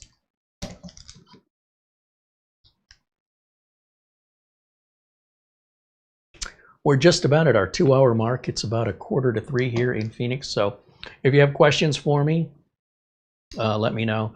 Mike's Unboxings at FSP are pretty good. I've had really bad luck with FSP. Unfortunately, it almost cost me to almost have to buy a whole new system for a customer. And you know, I don't know how these companies stay in business. I don't know if I'm just getting bad luck, but Diamond Flower, FSP, and Enermax, I'm not sure if they're all the same company, but I can't understand how they've been in business this long, other than, I mean, clearly Mike's had a different experience than me. But the last FSP power supply you saw here is the last one I'll ever use, and that almost cost me a $2,000 system. It literally popped when it was plugged in. It went off like a firecracker. And thankfully, nothing else got damaged. But it was all plugged into a brand new system, and it was sent to me for review, and I don't know if it got damaged in shipping, but nobody else's power supply has ever been damaged in shipping, and it didn't seem to be damaged in shipping. You want to talk about a heart attack moment. So yeah, they're banned as far as I'm concerned. Because of that event, I will not. And I had a couple other issues with them in the past. I thought, let's give them another chance. And you can imagine how pissed off I was at myself, saying, you know, Carey, you should have known better. But I'm glad to hear that your experience has been a positive one, because I don't have a single FSP experience that was positive, ever.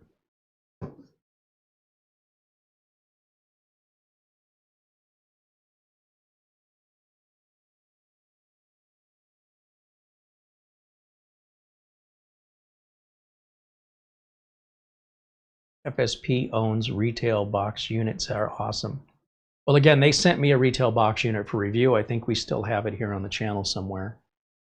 And yeah, we didn't get the explosion on video. I sent it to a viewer, which cost me $50 to send it to them so that they could test it for me. And when they plugged it into their brand new system that they had spent all this money and time building, what they told me was it sounded like a firecracker went off. And I ended up spending about $150 to buy them a new. Now I felt obligated. You know, I gave them a gift that cost me $50 to give.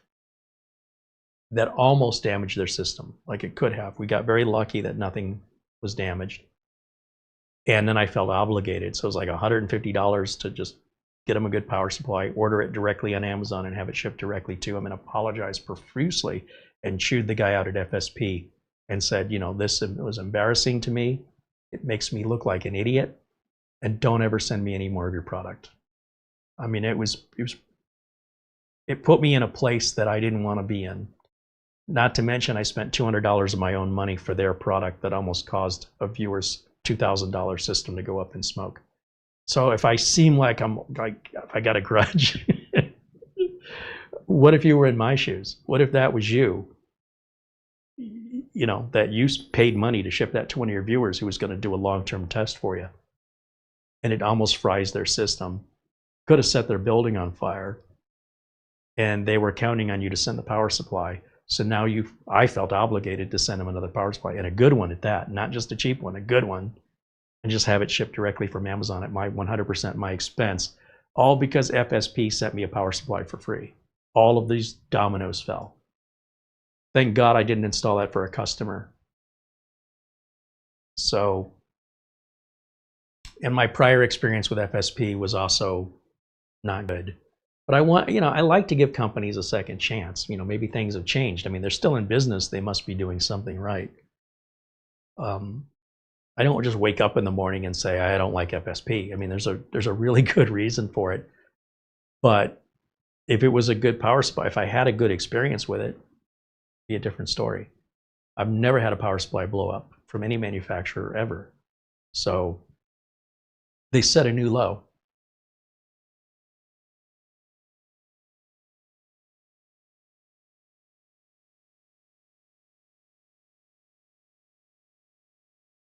Oh, Be Quiet. Yeah, John Williams mentions Be Quiet. They make a good power supply, for sure. I completely forgot about them. Yeah.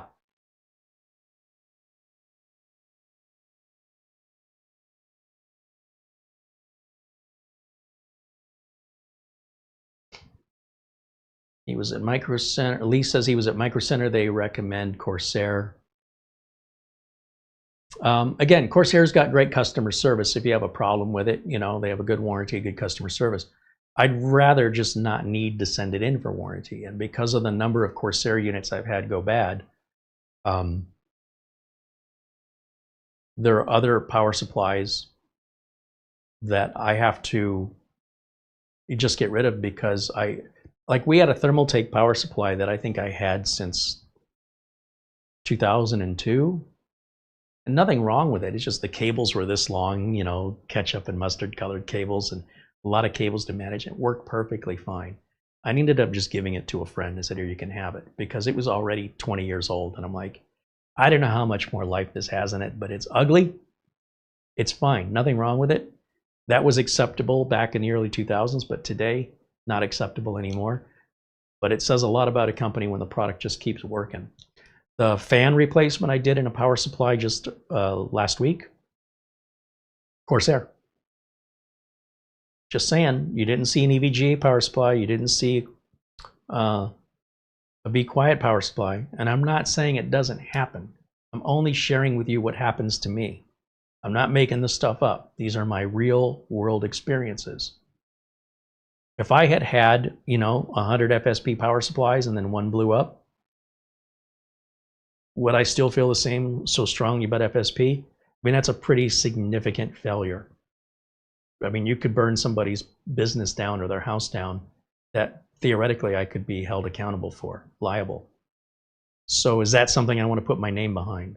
Even if 99 of them worked, just that one, would I still be, you know, because other times when failures happen, they just don't work anymore, right? The fans will die or capacitor goes out. They shouldn't catch fire or blow up. That's fairly extreme. But would I be more willing to look the other way or excuse it if I had 99 others over the last few years from FSP that worked fine? That's such a significant failure. I just don't know that I could ever trust them again. Regardless if it was just the first time I used them or if I used them 100 times before. I've never seen a power supply fail like that. It's pretty extreme. So FSP is like, if I tell you not to buy a Pevia because they're junk, at least they don't blow up. Because that's the best way I can explain it. But again, if Mike has had nothing but good experiences, he's going to say, I don't know what he's talking about. They've always worked great. And I'm going to say, I don't know what you're talking about, because that's a pretty damn extreme failure, which was also publicly humiliating for me and embarrassing to customer confidence with regards to the poor viewer that thought, hey, I'm getting a really good power supply for free, and I'm paying for it, by the way. I paid for that to happen. So FSP really made me look like a fool. And I'm not saying they did it on purpose, but no other power supply has ever done that. Never. They're the only ones. So for that reason, there's nobody lower on my list than FSP. So even if you can't relate to it, I hope you understand the reasoning. And by the way, if a Be Quiet power supply did that, or if an EVGA power supply, I'd say exactly the same thing. That's far too dangerous to put in place. Maybe if I want to send it to somebody I don't like. Here, you want power supply. What is FSP? FSP is the manufacturer of a power supply. Mike said he's been using FSP power supplies for nearly 30 years. Yeah, well, you and I have had very different experience. I don't think I've ever had one FSP cooler or power supply that worked well. We had, didn't we have some cases or something? Now, was there a difference between what products he's getting in England and what we're getting here in the US? Maybe. I wouldn't think so, but let me take a quick look here. We still have the FSP video up.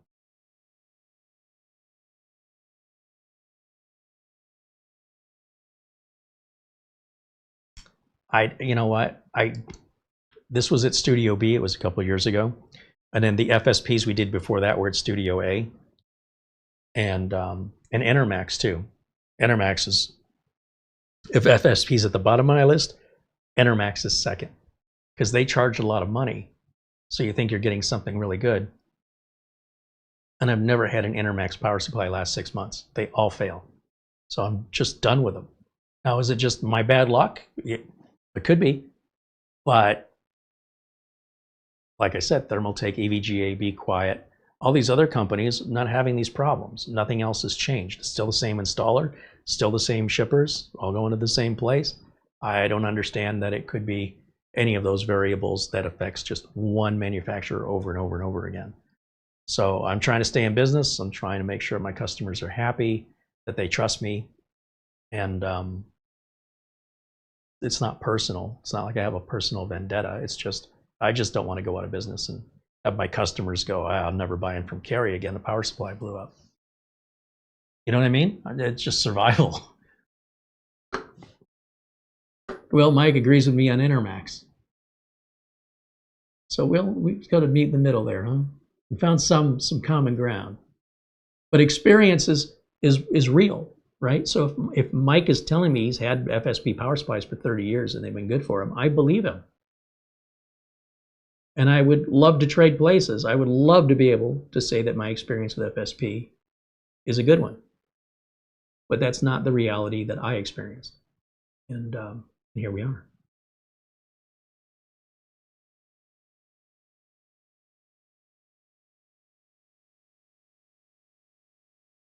Mike's unboxing is explaining the meaning behind FSP.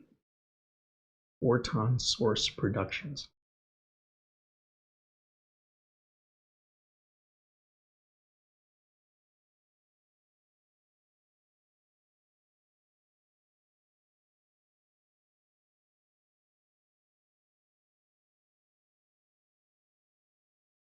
And RLD said they have an FSP Hydro PTM. I haven't had any, I don't know what a PTM is. Never had any problems with it. I mean, clearly the company's staying in business. I mean, people must not have had problems with Enermax after all these years. Otherwise, they'd be out of business. I'm just not one of those people. I don't know what else to tell you.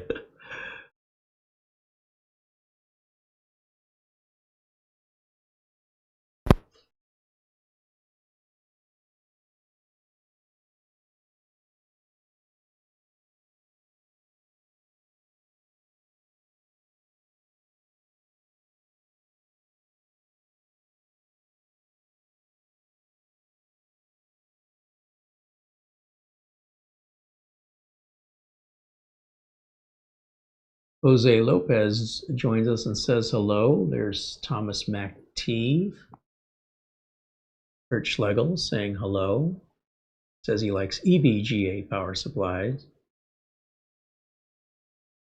Legrinia says, I think the Leon Lee Edge is overpriced. Well, it's Leon Lee, so kind of comes with the territory. I agree with you, but I understand why. It's because they can. It's pretty much as that simple.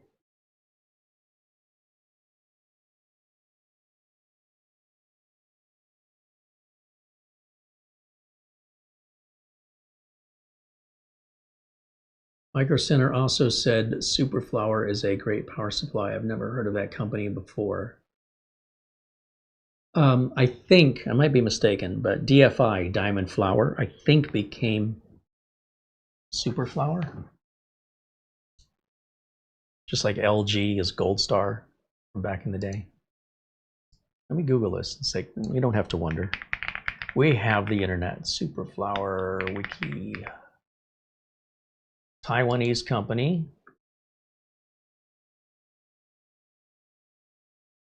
During the 2010s, I'm just reading, Superflower's reputation for high quality 80+ rated power supplies has been commented upon by a wide range of analyst and hardware review sites.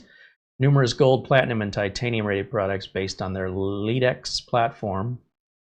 Also, the OEM platform for EVGA Supernova power supplies have gained a 10 out of 10 or close to 10 out of 10 in reviews and accolades for consistent and outstanding performance and build quality. What about the company? You don't tell us about the guy. Let's see.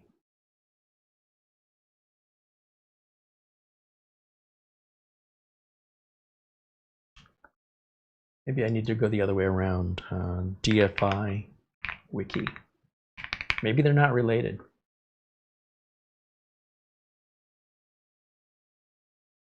Diamond Flour is also a Taiwanese company. They've been around since the early 90s.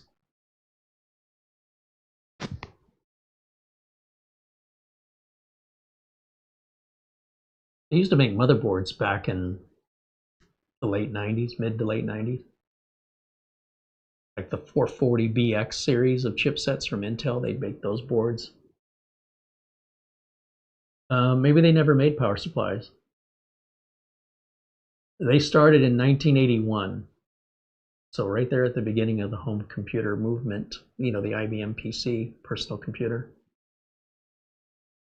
And I think they've changed ownership quite a few times.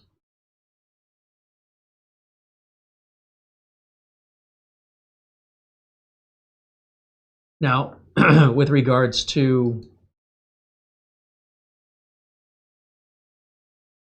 Superflower power supplies, I don't think I've ever used one in my entire life. It could have been we used them back in the 90s with the 486s. I don't remember who made them. But I don't personally have any experience, so I can't tell you if they're any good or not.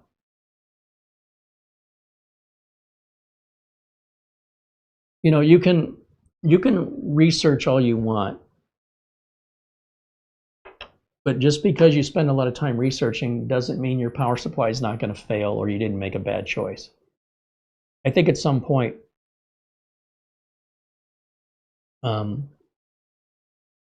you've got to figure out what your budget is and what efficiency level you want. Do you want gold? Do you want titanium? Do you want platinum level of efficiencies?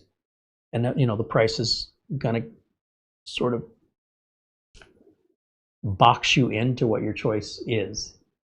And I don't really think it matters what anybody at Micro Center says.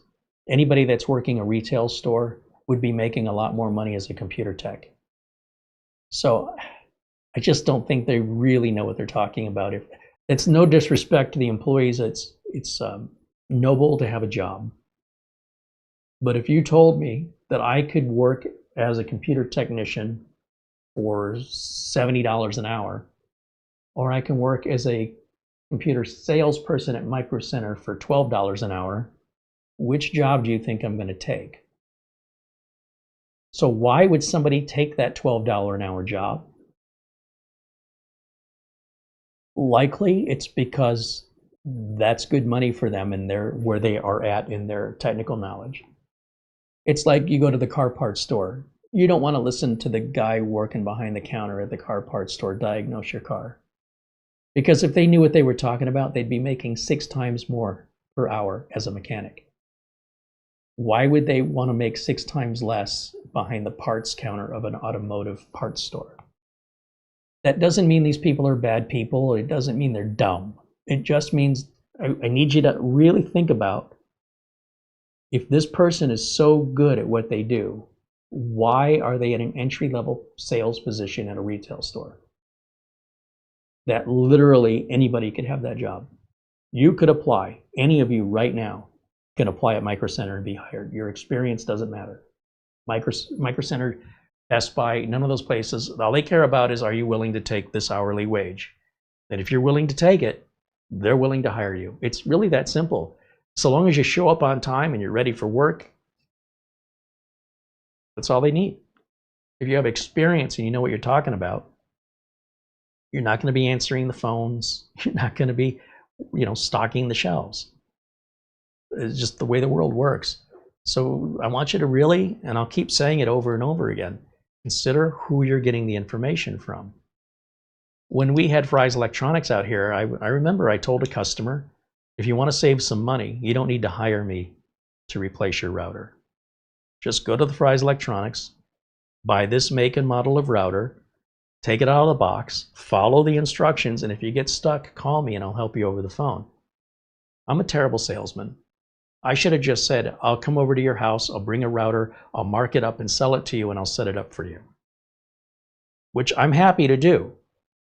But if you can go to the store and buy the router at Fry's Electronics, and you can open the package and take it out and follow the quick setup instructions that are written in plain English with diagrams, and then if you still get stuck, you can call me, and then if you're willing to do that, you'll save a lot of money. So customer says, yeah, I'll do that. And they say, oh, well, you told me to call you if I have any problems. And, what is this and what is that? And I go, what are you talking about? Well, I went to Fry's and I got the router. I go, that's not the router I told you to buy. You bought something else. Well, the guy that works there said this was a better one. I said, well, then call the guy who works there with your questions. I don't want to be rude, but you didn't listen to me. So if you didn't listen to me then, it seems like you're not going to listen to me now. So I'm not going to waste my time. For a problem you could have not, if you would have just listened to me, you probably wouldn't be making this call. It would have just worked the way I told you. And since you decided to trust a stranger who you don't know, who works at the retail store, instead of the technician you do know, who gave you advice that you asked for that you then decided not to follow, I don't think we have anything else left to discuss other than take it back to the store and return it and get what I told you to get. And if you still have a problem, then call me. Oh, people don't like that. They do not. I'm sorry you don't like it, but you did it. You asked me. I told you, and then you completely ignored me. Then you found yourself in a consequence that I was trying to have you avoid, and now you want me to dig you out of the hole you dug when I told you not to dig it to begin with. No. Get yourself out, undo your mistake, and if you still have a problem, let me know. I'm happy to help. But I'm not happy to help you if you don't listen to me. Because if you didn't listen to me before, you're probably not listening to me now. Why don't we just save each other some time? I was doing this for free. I was trying to help you. So if somebody's going to tell you, let me give you a piece of advice. If somebody's going to advise you to buy this and not that, say these words to them. If I have a problem with it, will you give me your name and number so I can call you? I don't care if it's the employee at Micro Center. You say to that person, if I buy this power supply and I have a problem with it, can I have your name and your phone number, not the store, you personally? And if they say, well, no, what does that tell you? Because if I sell something to a client and they have a problem with it, they call me. See the difference? Think about it. Same with the auto parts store. If they tell you something's wrong with your car and you choose to believe them, they say, you don't need that part, you need this part. It's not your battery, it's your starter. Okay, if I change my starter and my car doesn't start, right, and that starter has to come back out, are you going to take it back out because you were wrong? Give me your name and your phone number so I can call you. Oh, I can't do that. That's all you need to know. They won't even stand behind their own words. Oh, it's against store policy. No, it isn't. That's a lie. The store policy doesn't say you can't give your name and number to a customer. It's never existed in any company, not to any retail company. That's a lie. So if that's the lie they're giving you, then what are the other lies they've been feeding you the whole time? These are all red flags, and all you got to do is ask the right questions. Now, on the other hand, if I'm wrong and that person says, you should buy this and not this, and you say, okay, well, if I buy that and I have problems with it, can I have your name and number and I'll call you with my questions? And they say, sure, here you go. Check that phone number, make sure that works before you leave. Say, let me just see if you get my call. Is it going through? Okay. Because they could be writing down a fake number. And then when you get it home, if you have a problem, you know exactly who to call. The party responsible. It's common sense, but people just don't, they just believe, they're too easily gullible. For all you know, there's a sales incentive for every power supply that's made by Superflower. They get a 10% bonus. You don't know what incentives that could be happening behind the scenes, and that happens all the time. Mike's Unboxing says all electronics fail at some point except that light bulb in the fire station. Yeah, well, I think that the length of time, the average length of time that something electronic should fail today should far exceed its useful life. So in other words, these computers, the technology in here should last 70 years. We'll all be dead before these are statistically likely going to fail. Statistically. And the failures are the ones you're going to hear about, where the people are going to cry and whine. Boo-hoo, woe is me. So because it happened to them, right, then everybody should be aware. In my case, it's a little bit different because I'm running a business and it costs me money and it affects customer confidence. If the customers feel like I've sold them something that failed too soon and they're inconvenienced by it, regardless if I take care of it at my expense, they're still inconvenienced by it and they still may choose to make the next purchase somewhere else. But if you're just talking to somebody at the store that works there, you're probably never going to see that person again for the rest of your life. You go back to that store, try and find that same person again. Good luck. They're low-paid employees. The revolving door in these places of people coming and going, customers and employees alike, they don't stick around very long, especially not if they're good. Because if they're good at what they do, they realize they're worth more money than what Best Buy and Micro Center are paying them, so they don't stick around. You know who does stick around? The people that are lucky to get $12 an hour. Those are the people who stick around. Statistically.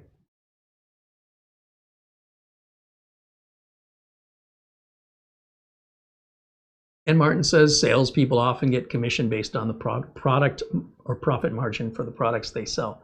When I worked at Radio Shack, we used to have something called spiffs. Forgot what spiff stood for. But actually, I probably could Google it.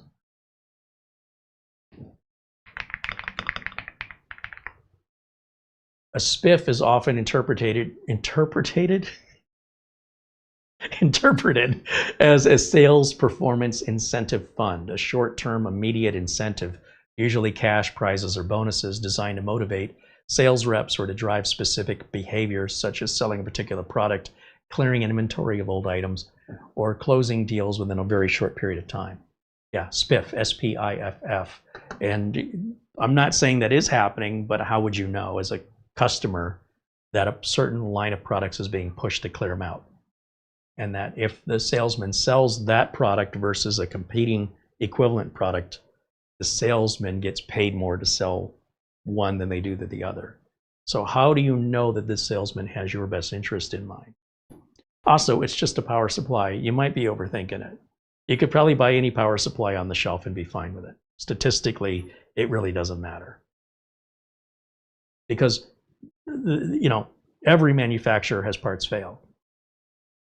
And every manufacturer has parts that last a really long time. Even the brands I don't like have parts that last a long time. So you're not really hedging your bets by doing all this research into something as simple as a power supply. Not in my opinion. I just say get what you can afford, what looks good. Try and stick with a name brand, whatever that name brand is, and you'll probably be fine. It's too much technochondria. People are just imagining problems they don't have and will never have and are trying to avoid when they wouldn't have had them to begin with. At some point, you can sit there hemming and hawing and hemming and hawing and weighing and measuring, but it's not that expensive. You're not buying a car. I think it's really not a big deal. Just buy it. It's not a big deal. You'd probably be fine. No matter what you buy, I'll have a warranty. So keep that in mind. Some power supplies have longer warranties than others. They usually cost a bit more. But if the power supply is $100, I mean, come on. Let's be reasonable. Tom Jackson says hello, joining us here in the chat. Welcome in, Tom.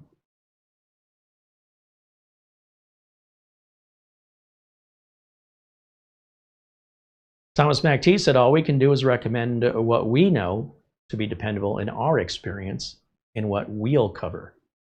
That's right. And so places like Best Buy and Micro Center, they just have a generic warranty for everything they sell. It doesn't matter what it is. Right? And you have 30 days usually to return things, and then you've got your manufacturer's warranties, which are usually a minimum of a year, generally speaking, and then you got to deal with the manufacturer directly. I wouldn't be shopping at there's a Micro Center that opened in Phoenix, and it's about a half an hour from where the studio is. And man, I don't want to drive for a half an hour when I can just go to Amazon and get better pricing and better selection and have it brought to my front door, sometimes overnight, usually within 2 days. Why do I want to get in the car and face all the traffic and find a place to park? But I am curious, right? I think if I go to Micro Center and just look around just to experience it, I kind of know what I'm in for, because there was a place called CompUSA, and it looks like that's all Micro Center is.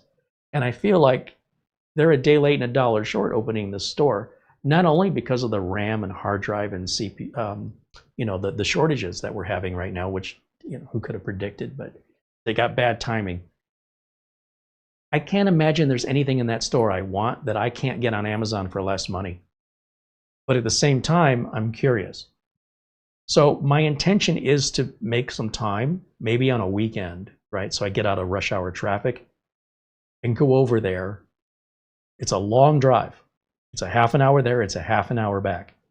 There's nothing there I want that I can imagine. I haven't been there. And I probably can get better prices and better selection at Amazon, and I can just sit in my chair and click the mouse and have it come to me for less money. So I don't know why any of you would be shopping at Micro Center. It makes no sense to me in 2026 when the prices are likely higher and the selection is lower and the hours are limited. When Micro Center is closed at 3 a.m., I can be on Amazon getting what I need. But that's just the way I see it. So when Micro Center opened and people were like waiting, to be first to get in, yeah, go ahead. But I will eventually go there and check it out. But I'll bet you I leave there with nothing in my hands. I'll bet you I don't make a purchase. But I don't know what I don't know because I've never been there. But I've been to Circuit City and I've been to CompUSA.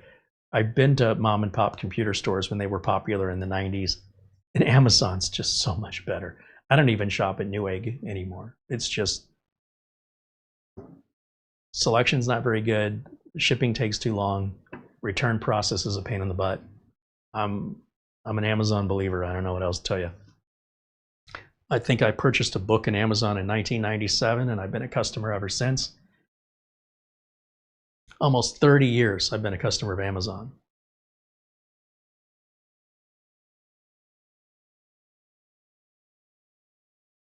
Mark Leibowitz said, today I pulled the hard drives from a 5-year-old computer for a client. I don't know if the computers worked at all. The newest of them did, but I was there to replace them. He says they didn't have bad capacitors. Yeah, I mean, aside from the whole capacitor plague, these electronics will, generally speaking, more likely than not, outlive anybody who's buying them. They just won't serve any purpose. There's plenty of Atari 2600 restore videos here on YouTube. Those came out in the 70s. They still work fine. Many of them, they may have discolored, but they operationally work fine. You plug the cartridge in, they all still work. We already have the evidence over 50 years that the stuff built in the 70s still works fine. And the technology's only gotten better and more reliable. So, it's only gotten better than that. So if it was lasting, even now in 2026, the stuff we were buying in the 70s, the handheld computer games that we used to play from Mattel, they still work. They're selling them on Amazon. They don't need to be fixed. They're still fine. You throw a 9-volt battery in it, get right back to playing it. The buttons still function. The plastic is yellowed, but other than that, they're 100% functional.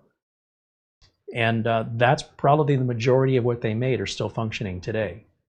Some are going to fail for various reasons, of course.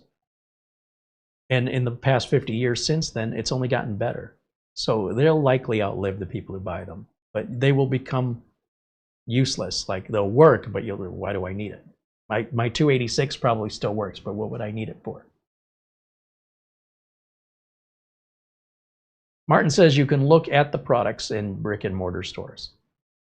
And I'll bet you I could see the product in close-up photos and zooming in on the photos, along with pulling up the PDF files and the documentation, far more thoroughly online than you'll ever see in a retail store. You know what else I don't have to worry about? Finding somebody to help me. You know what else I don't have to worry about? Getting somebody to pull it off the top shelf. You know what else I don't have to worry about? If the shelf is empty, can I get somebody to go look in the back and see if you got any in the back? You know what else I don't have to worry about? Finding out that the product I bought needs to be returned, and I have to drive back to the location and wait in line at a customer return counter until it's my turn to then get my refund. Now, you can do that all you want. That's a very old school way of shopping. Unless I'm buying clothing, furniture, something that would be impractical to ship, or something I need to feel and touch. Maybe I want to feel a keyboard. Maybe I want to feel a mouse. Maybe I want to hear speakers. Maybe I want to see a monitor in person. That's a different story. Power supply is power supply. I don't know what you're looking at, man. It's a power supply. Hard drive, flash drive. Who cares? It's the same as the picture. What do you? I don't know. Also, if you're spending a lot of money, if you're like, I'm thinking about dropping $3 grand on a laptop, so I want to go see the laptop in person, I can get behind that for sure. But on the other hand, Amazon has 30-day free returns. It shows right up to your door. You don't like it, just send it back for free. So you get to see it in person in your own house.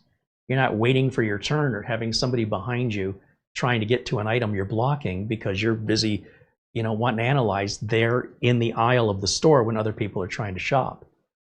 But to each their own, you know. When I buy shoes, I will specifically go to Zappos, which is owned by Amazon. And Zappos encourages you to buy as many pairs of shoes as you want. If you so much as think you might like it, buy it. If you're not sure they're going to fit, they're going to be comfortable, buy them. If you're so much as somewhat interested, we are happy, this is Zappos, we are happy to send them to you. And as long as they're new, and you haven't like worn them, you've tried them on, but I mean, you're not like wearing them regularly, you have 365 days to return them free of charge and get 100% of your money back. They want you to order 5 pairs of shoes and send back the ones you don't like. That's what they want you to do. What they don't want you to do is just say, okay, let me go to the shoe store. Let me find these shoes. Now let me go to Zappos. Do they have them? Are they cheaper? Let me order. They don't want you to do that. They want you to say, okay, there's a bunch of shoes we have the store didn't have. You say, yeah, but I didn't see them. I don't know if I'll like them. Order them. We'll ship them to you. If you don't like them, send them back for free and we'll refund every penny of your money. That's how confident they are that if you try them, you will likely like them. And if they're wrong, they'll pay for you to return them and they'll give you every penny of what you paid for them back. So let's say you buy 5 pairs of shoes and you really only need 2 pairs. And you know when you order them, you're going to be sending 3 pairs back. Go ahead. Zappos says, we love that. Please do it. And you might find out you can't make up your mind. Ask me how I know. And you think, well, you know, I'll have a pair of shoes as a backup pair of shoes. And you might end up liking them a lot more. It's like, you know, take the car for a test drive. Wink, wink. Take it home for the night. Wink, wink. Because, yes, some people will return and say, I don't want it. Most people won't end up doing what they, like most people, if you order 5 pairs of shoes, you think you're going to return 3, you may only return 2. You may return 0. You might end up just, I really like them all. Zappos is okay with it any way you choose.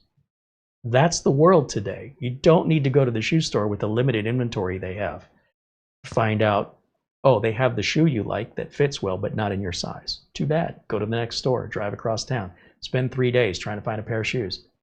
If you want to do it, you knock yourself out. I'm going to Zappos. I'm seeing shoes I've never seen available anywhere else before. They're aggressively priced. They show up at my door. If I don't like them, if they turn out to not be, comfortable or for any reason, just change my mind, put them back in the box, ship them back to Zappos for free, get a 100% money back on my whatever form of payment I use, typically a credit card. Why would you ever want to go to a store again for shoes?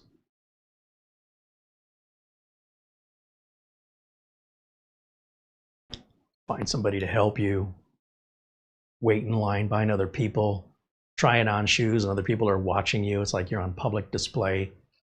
No, thank you. Not my cup of tea. Some people like that. I'm not one of them.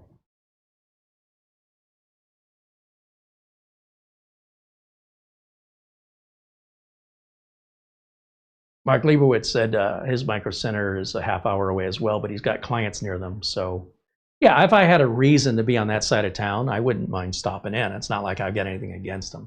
But to make a special trip just to go there when likely they have less things for sale than Amazon at higher prices than Amazon, and it'll be brought right to my door and no return lines. I just don't know why anybody does this anymore. But I am curious just to walk around and see the place. I got nothing against Micro Center. I'm not saying they're ripping anybody off or anything. I just feel like it's an old model that just is kind of dying. And so for them to open this old-fashioned model of electronics in a brick and mortar store when so many have already gone under, CompUSA's gone under. Who was the one in Florida we used to work with? Tiger Direct? Are they even still around? They're all gone, man, as far as I know. So for somebody to pop up when everybody's going away just to do what they were already doing, I'm like, really? Does that still work? What's the appeal? So there's that sort of morbid curiosity and also a little nostalgia. I remember when I used to go to a store.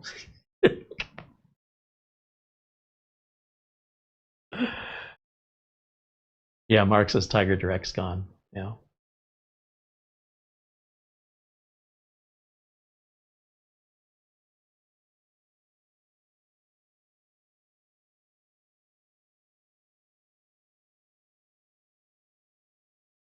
I just like that Amazon is, I don't have to go anywhere. I just click, click, click, click. 2 o'clock in the morning, 11 o'clock at night. I have to worry about traffic. I don't worry about parking. I don't worry about lines. I don't worry about inventory. I don't worry about finding somebody to help me. I don't worry about what aisle am I even going to find this product? Or am I looking aimlessly for a product they don't even have and wasting my time? But that's just me.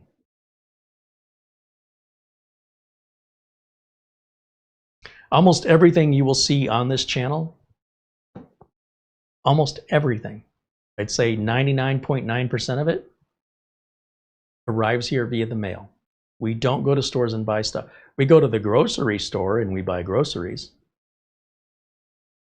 We might walk around the mall, a few malls that remain. We often don't buy anything, maybe a soda. But it's, sort of a fun experience if you're in the mood for that sort of thing and the mall's not too crowded and crazy. But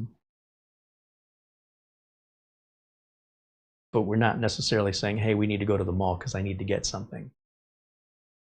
Whatever it is we need to get, probably get on Amazon and have it delivered right to the door. And for less money.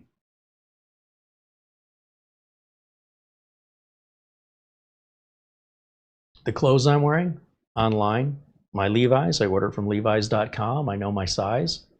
Free returns if they don't fit for any reason. Or you can even take them back to a Levi's store instead of shipping them back. Just take them right back to the store and they'll credit it right back to you. You don't have to mail them back. The shoes I'm wearing, the socks, the shoes I'm wearing came from Zappos. The socks I'm wearing came from Amazon. The pants I'm wearing came from Levi. The shirt I'm wearing came from crazyshirts.com out of Hawaii. These glasses, I had to go in person to get my eyes examined. They didn't examine my head, but they did examine my eyes. So some correction was offered, and they're right down the street. I could walk there. So I still, for services like dental, medical, you still have to do that stuff, mostly in person. Some medical visits can be done remotely, depending on, like prescription renewals versus a diagnosis, let's say, for most things. So I'm loving it. Yeah.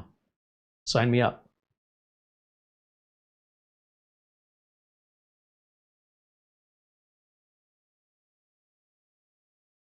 I also don't write checks anymore.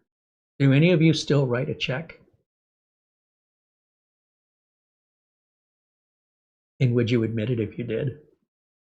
Because we know you're no spring chicken if you're still writing checks. People are going to know stuff about you. You might end up with a little judgment.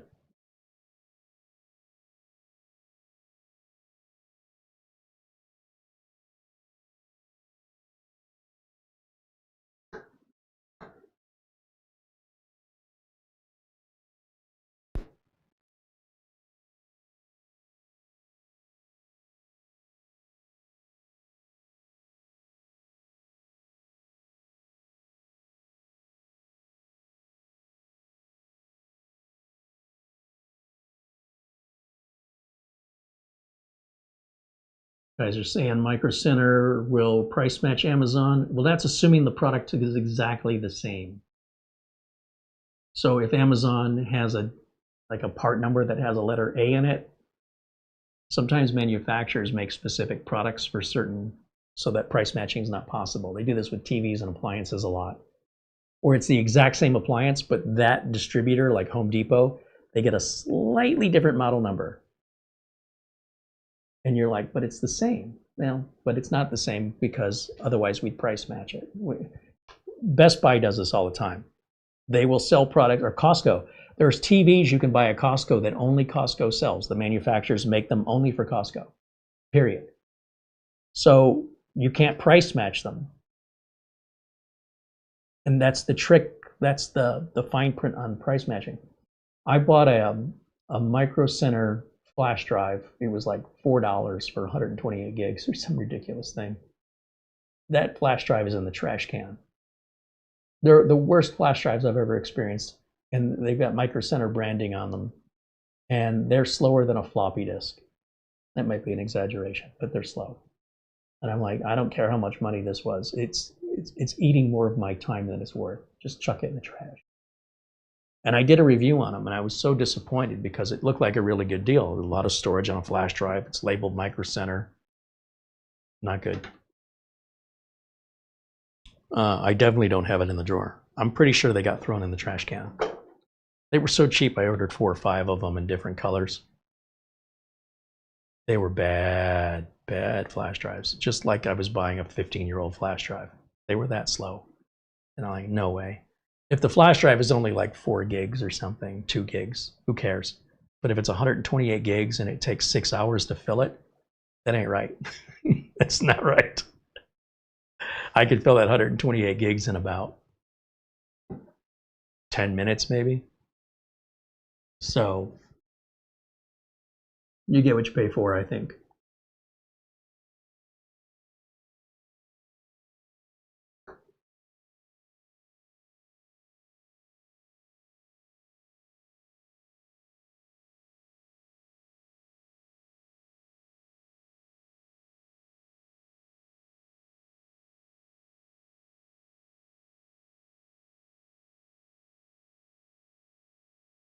Mark Baggett said he's never wrote a check once in his life. Yeah.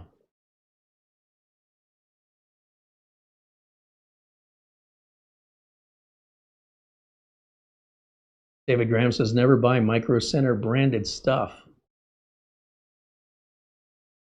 Yeah, see, I don't know stuff like that. Was online at Amazon. Ironically, Micro Center branded flash drives, they were cheap. Now I know why.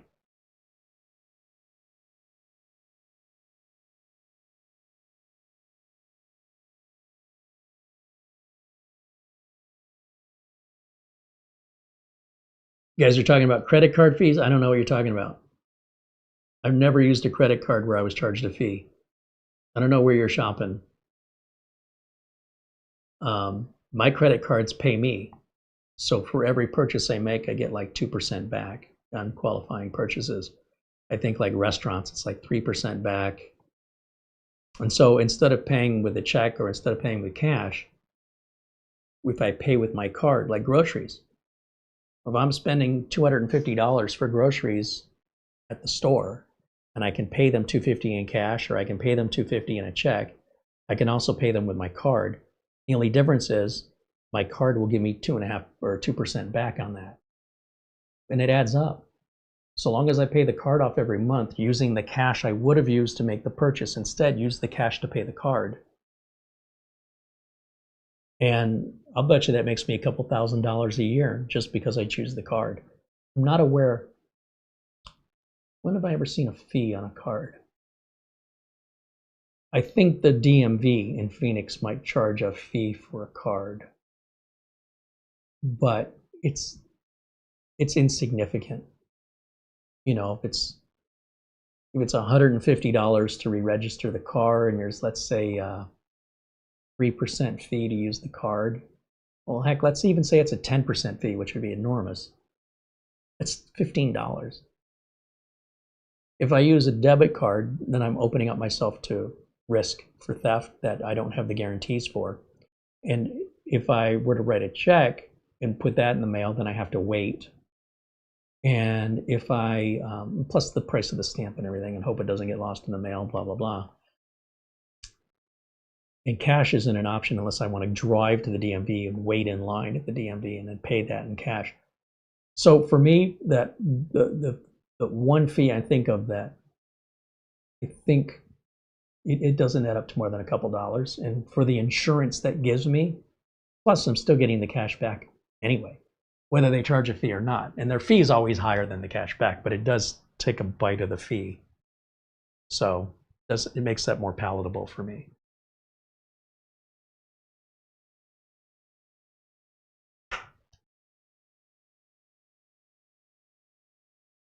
Most government agencies are assessing fees for property tax by card based on percentage. Yeah, I think that's true if that's how you pay it. So if you own your house and you're paying property taxes, right, then you'd be paying that to the city. But if you don't own your house, if the bank owns your house and you're making a house payment to your bank, you should have an escrow account that your taxes are, the bank automatically pays that out of your escrow. So they add whatever your property taxes are, whatever your homeowner's insurance is. That, at least for me and everybody I know, maybe it's done differently in other places in the world, those payments for homeowner's insurance and property taxes are built into your monthly payment over 12 months. So they're divided by 12. So it might add $100 onto my house payment. So if my house payment was $900 and now it's $1,000, but then I don't pay the property taxes, the bank does. I don't pay the homeowner's insurance. Still my responsibility to get the homeowner's insurance, and I can shop around for a better price. And if I get a better price, then the escrow account refunds back to me or holds in credit for future use the difference. If the escrow account comes up short because property taxes went up higher than expected, then at the first of the year, the house payment's recalculated based on the property tax and the homeowner's insurance rates that are fluctuating. And typically it always goes up. So even though I'm paying the house down, the payment keeps going up, only like $20, but still it's because the property tax goes up. But once you own the house free and clear, whether or not you choose to keep homeowner's insurance on it when it's yours is up to you. And it's your responsibility to pay that when it's due. And the property taxes, which is messed up in the United States, but you never own the land your house is on. That's never yours. You can own the house, but you'll never own the land. So if you own the house, you will forever have to pay a property tax on the land. It'll never be yours. Never, never, never. You never truly own a house in the United States. So there's an argument there for renting. And unless you have kids and you want to build generational wealth and pass the house on to the kids, things like that. But if it's just you, when you're gone, the government's going to take the house. If you don't pay your property taxes, the government's going to take the house. So you're kind of renting in the United States. You can't own land in the United States. You can only rent it. I think unless you're on an Indian reservation, there's an exception. So I am happy to let the bank take care of everything. Furthermore, when you hear about here in the States, people getting their titles stolen, the deeds to their property being transferred, that's not going to happen when the bank owns your house. That only happens to people who, first of all, don't turn the alerts on, title alerts of deed changes of property ownership, who own their homes. Nobody's stealing a house out from under the bank, not in that way. It only happens to people who have bought their property. So in my opinion, you are much better off having a house payment with the escrow account. And then the escrow account takes care of the property taxes on your behalf. They pay the mortgage insurance or the homeowner's insurance on your behalf. And it's all buffered in, and it's all explained in a statement how it all adds up, so you can double check the math. And someone can't just do a deed transfer without going through the bank, because the bank technically owns the house. Just like when you buy a car, most of us are borrowing the money. So whoever we borrow the money from owns the car, and they own that car until you make your last payment. And while they own that car, you have to have full coverage insurance to protect their collateral. But when it's your car, you don't have to have full coverage insurance if you don't want it. But on the other hand, if the car gets into an accident, it's on you. You're the insurance company at that point. So it's a decision versus the term of the agreement of the loan. So if you're making payments on a car, it's not your car until the final payment is made. If you're making payments on a house, it is not your house until the final payment is made. But there's some benefit to letting somebody else own it, because they're not going to let it get stolen from you. Let me rephrase. They're not going to let it get stolen from them. They have a whole system in place that prevents that. If you want to take that over and be held accountable for it, you certainly can. Once you pay it off and it's yours, you can take the insurance off of it. You can have your title taken without you knowing. Yeah. Sometimes it's better to let the bank own it. Don't be in a rush to pay it off. Your property taxes are still going to come due either way, and they're going to keep going up year after year. Welcome to America. Thomas said, I carry cash for when the electricity is down.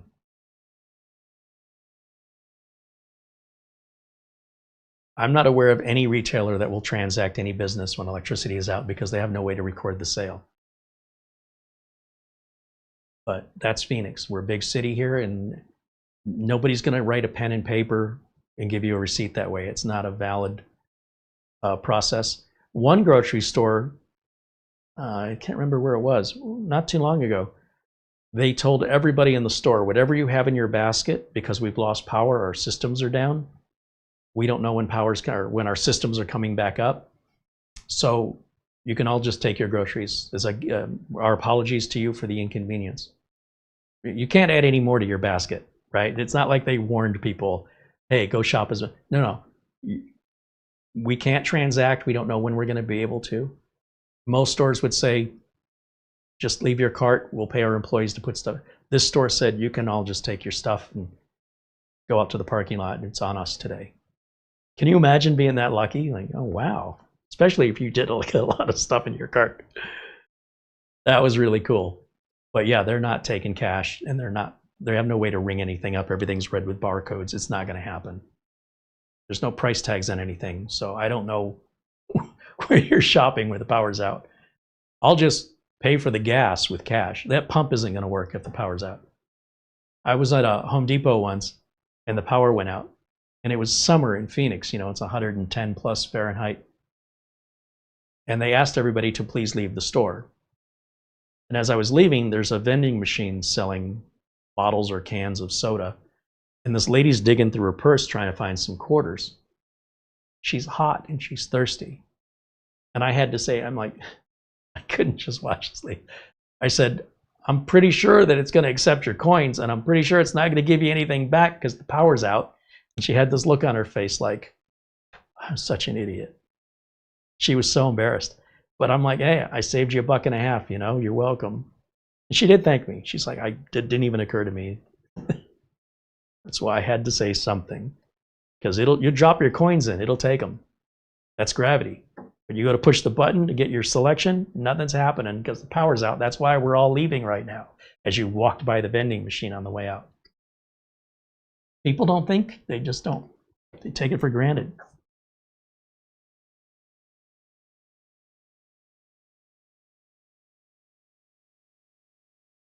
Mark Gaines says, Carey, so there's no such thing as freehold. What is a freehold? I've never heard that word in my life. I grew up in Michigan, and from my teenage years on, grew up in Phoenix. That's not a word I've ever heard in all my years on this planet. So what is a freehold?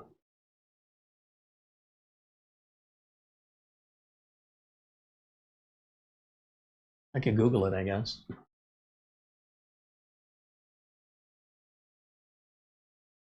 Thomas MacT said, person-to-person transactions are still cash. People don't carry card machines. No, people use Zelle, Cash App. The problem with paying somebody cash is usually the other person doesn't have change. So unless you've got exact change, you're probably not getting any change. Also, what sort of person-to-person you know what? Don't even tell me. I don't want to know what you're buying in the back alley from the guy.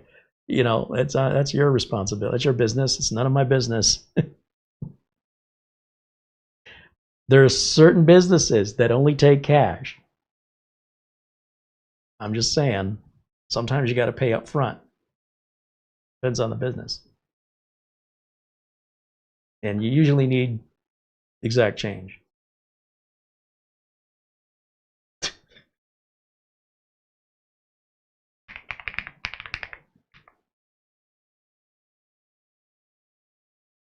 Freehold is a form of legal absolute ownership of real property, land, and any building for an infinite or unlimited period. It provides the owner with total control over the property without the need to pay ground rent. Key types include fee simple. I don't know what any of this is. Freehold or frank tenement in historical terms indicates ownership of the title to property that can be passed on to heirs. Is that in Europe? Is that like a British?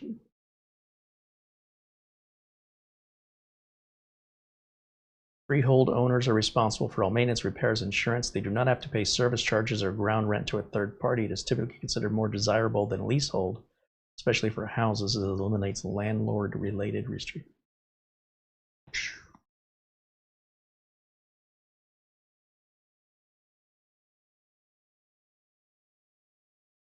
I've never heard of this. I really don't understand it or where it's even an option in the United States. Freehold estate is a legal term for owning real property for an infinite period.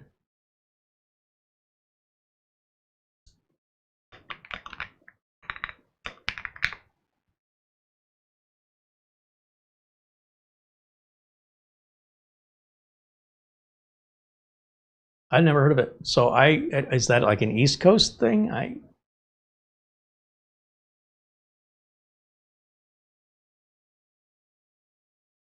Yeah. Well, you know more about real estate than I do, which not a high bar, but I've never heard of such a thing.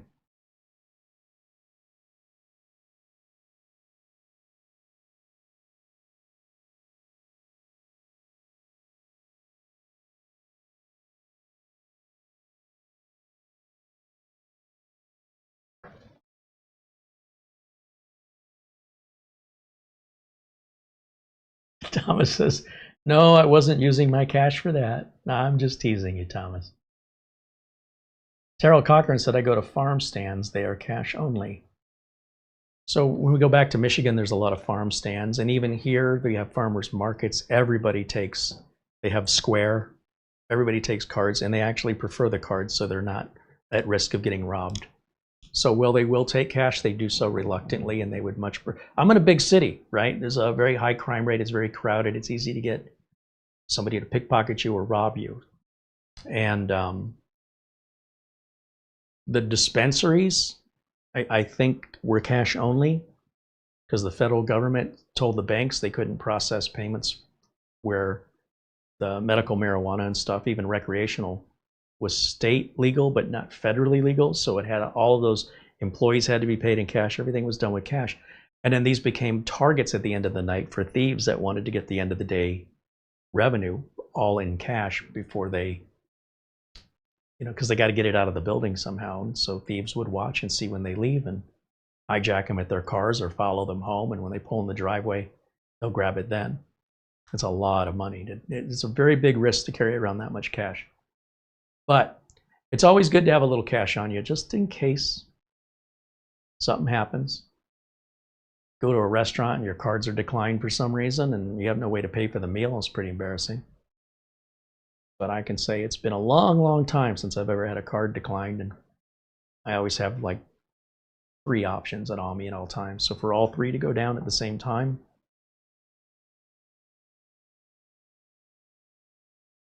but yeah, teach their own.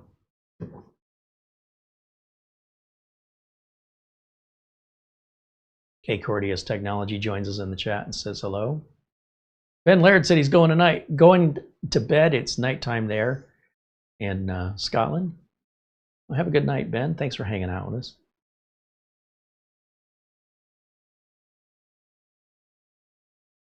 Waitresses like cash tips. Again, not here. No, it is preferred by all parties involved in Phoenix anyway. It is the standard in the norm.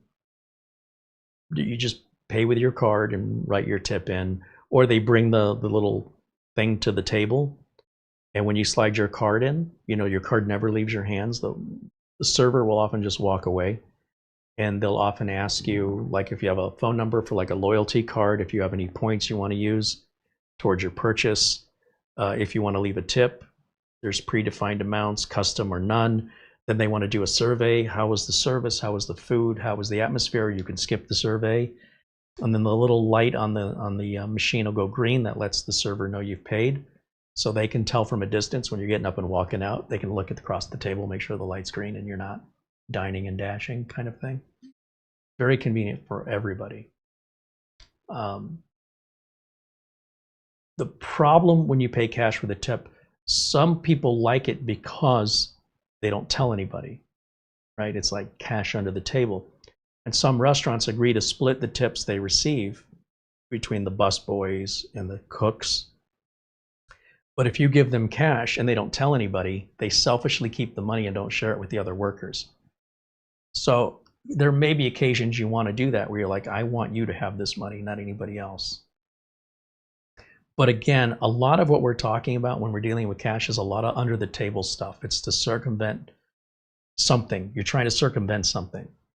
And the legality of that is hard to say because who knows what somebody ends up, if they claim it, if they don't claim it, they're probably not claiming it. Why would you? And there's usually something you're trying to do, we call under the table. You're trying to slip something by. Or, it could be a yard sale, right? But even then, if I order something on eBay, which is basically a big yard sale, it's all being conducted to make sure that I get the product and they get the cash. It has to be done electronically. There's no real way to do that cash unless you're in person. And so much of the world is online now that if I'm looking for a 1980s vintage arcade machine, and I only want to look in Phoenix, I'll be lucky if I can find the one I'm looking for. I'm trying to find a Tempest. Good luck finding Tempest in Phoenix. But I could probably find it in Pennsylvania. I could probably find it in New Jersey, pay for that electronically and the shipping and have it brought over. And all of a sudden, like shopping at Carvana, if I go to a local dealer and they don't have the car I want or the color I want, Carvana's probably got it 6 different ways till Sunday. And they'll ship it over from, the selection I have is from state to state, or from ocean to ocean. The entire United States of inventory of used cars that Carvana has compared to what my local dealer has is a world of difference. And Carvana's not taking cash. But again, I'm not against cash. It's very inconvenient. It's dirty. It's nasty. It gets washed in the laundry. I don't think that's what they mean by laundering money. But regardless, you do what works for you.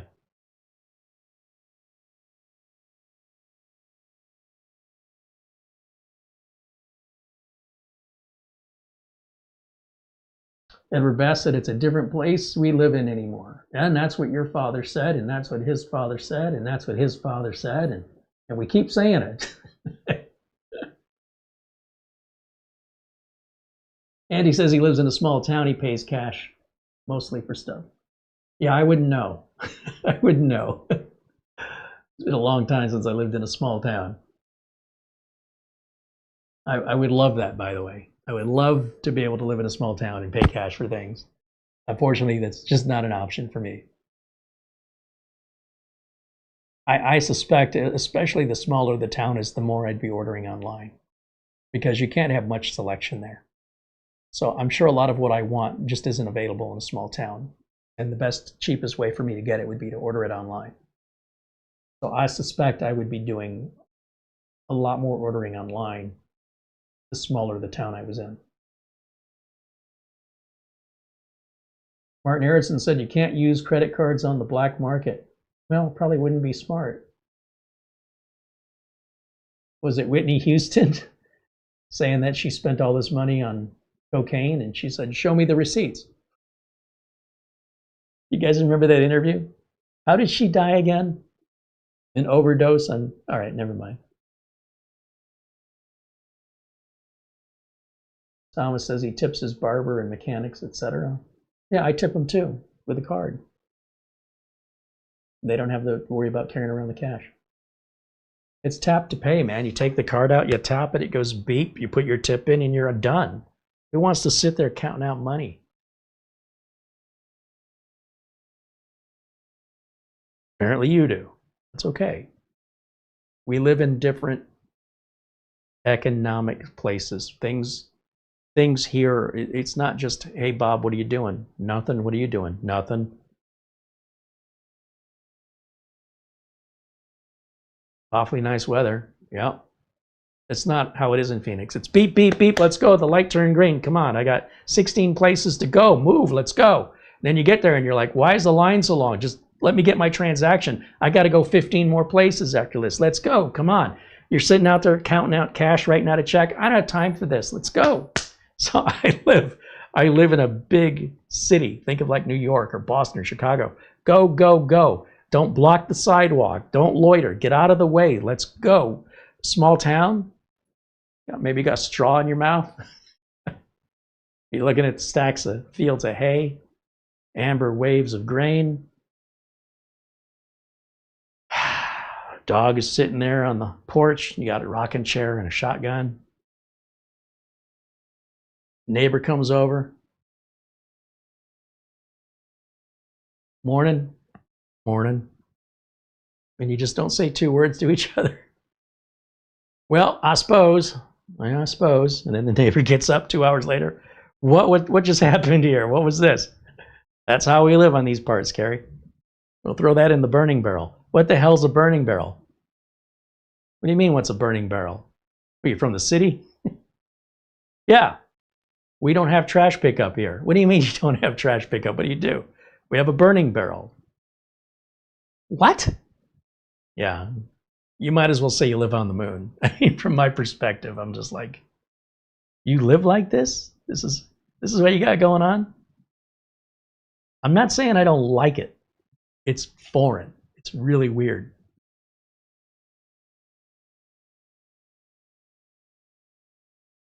Jim Kenny said, you're saying paying property taxes is the same as paying rent. Paying property taxes is renting the land your property is on, right? I mean, without the land, where does the property go? Renting a property versus renting the land are renting two different things, but you'll always be paying that property tax whether you own the house or not, is what I believe I said, and not quite sure if you didn't hear it all the way through. Marsman said, that's rural America. Have you ever been to Phoenix? It's definitely not rural America. Have you been to Detroit, where I'm originally from? That is also Not rural America. But I will say in Detroit, at least you could kind of go out into the wilderness. You could go out in the woods and kind of get away from it for a couple of days, go camping. In Arizona, I mean, you could still go up north and there's pine trees, not much else. Yeah, I miss the big oak trees, the big maple trees, plus pine trees, of course, and squirrels and things. We don't have squirrels in Phoenix. We have scorpions and rattlesnakes.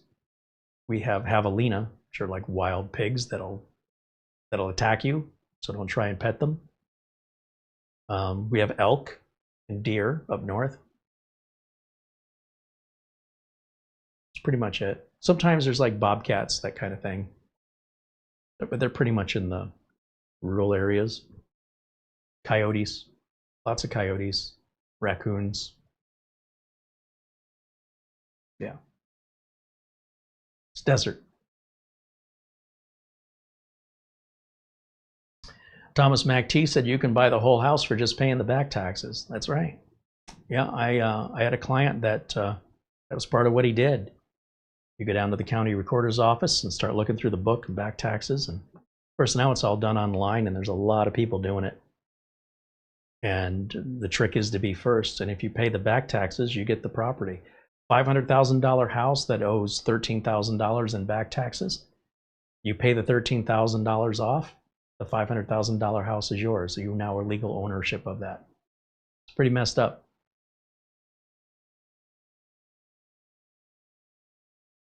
Edward Bass said he lived in Mesa. No, definitely not a rural place. Very urban area. All right, guys. Well, we've kind of gone off the track here, but listen, I love hanging out with you and just interacting. I appreciate it very much. I wish I had a product to review today, but unfortunately, or fortunately, we're taking a little break from it for right now. No new CPUs, no new motherboards, no new Wi-Fi, no new networking, no new storage, no new RAM, no new technologies. Flat out, it's not dead, it's stalled. Samsung has their event in 5 days where they'll announce their new watch and phone, tablets and stuff. Okay, I don't think the S26 is really going to be that big of a deal, but S26 or is it S27? Yeah, it'll be S26. The S25 was a big snooze fest. So am I going another year without a new phone? Looks that way, because if it's not going to offer me anything worth the price, there's nothing wrong with the phone I got now. So, you know, we were so used to so much new coming out. You know that pace couldn't be kept up forever. You know, at some point it has to slow down. Regardless of the reason why, it's inevitable. Things have to slow down. So here we are. We knew it was coming. We didn't know when. And it's not dead. It's slowed down. That means we're still reviewing products and mini PCs, but there's just very few new products coming out. Thankfully, our friends at Minis Forum continue to innovate and at the same pace, apparently. And we're looking forward to getting some other new units in from them in the coming weeks ahead. Not to mention, we're in the middle of the Chinese New Year where everything's shut down for 2 weeks, mostly. So a lot of the things we get here, regardless, are made there. And they're all taking 2 weeks for the New Year. So that's going to stall it regardless of what's going on. That's still stalled. Anything that was ordered from China before the New Year began isn't going to be shipped till they get back to the office, which is 1 week to 2 weeks, depending on how they celebrate it. And I would expect 2 weeks. So for, let's just say March 1st, things will go back to normal over there, which will help start moving things again in the supply chain. And we're not waiting on anything at this point other than, you know, a couple machines from Minis Forum and waiting on some software to get finished developed on the NASs. Yeah, so there's still regular things that we can go over, networking, how-tos, maintenance, things like that. And of course, if you want to write into us, we love hearing from you guys. I'm going to put the email address up one more time. If there's subject matter we can cover, I mean, we're happy for the suggestions. Just a lot of times the suggestions we get, we've already tried or we can't do them. But don't let that dissuade you from making a suggestion. But we might have already thought of it, but you wouldn't know if you don't put it out there. And you never know. I mean, there might be something that's a subject matter that you suggest that we go, oh yeah, you know what, we never covered it. We just don't want it to be very narrow. In other words, we don't want to tell Joe in Ohio for an hour on the definition of MX keys versus brown and cherry and all these other keys. I'm not going through that here. That's more enthusiast level stuff. But it won't hurt for you to ask. But what I am trying to find is information that would be appealing and useful to the majority of viewers. And just general information that affects the majority of us. And if you have a suggestion that you believe, would be a common thing people would benefit from, we'd love to hear your suggestion, and that's how you can write to us. Or if you're looking for specific help with a particular problem, we'll do our best. We may not know the answer, but we'll do our best to find an answer for you. As I mentioned, it doesn't bother us at all. I mean, feel free, email in. Sable the cat there will get right back to you. She's very good, quite technical for a cat. Just watch the claws, the murder mittens, and hope you're not allergic to the floof. All right, that's going to wrap it up for me for today. Thank you, of course, to all of our members for supporting the channel, especially when we're in slow times like this. We count on you guys so we can continue with our regular broadcast schedule regardless, which is what happened today. And thank you, of course, to those who go even above and beyond that, such as our friend Buster and Mark Gaines today with the Amazon gift cards. Like I said, we're at a point where we got gift card money, but there's nothing to even buy. So if there's a product that we can afford to buy and review that you think would have an appeal, not gaming related, just a general product that would appeal to the general audience, and we can afford to buy it, we'll buy it and do it. But I'm not seeing anything across flash drives, storage drives, peripherals, anything. So that doesn't mean there's nothing out there. I'm just not seeing it. If we find something, we've got gift card money to pay for, within a certain budget, obviously. But I'm not aware of anything right now. Nothing's holding us back. There's just no innovation, nothing new that I'm aware of. So if you know something I don't, please tell me. And of course, thanks to Mara for all the hard work she does on our videos, like with our thumbnail today, as well as our video notes. I don't know what we're going to have in the video notes. And good to see everybody hanging out. I hope you enjoyed this sort of hangout and the community.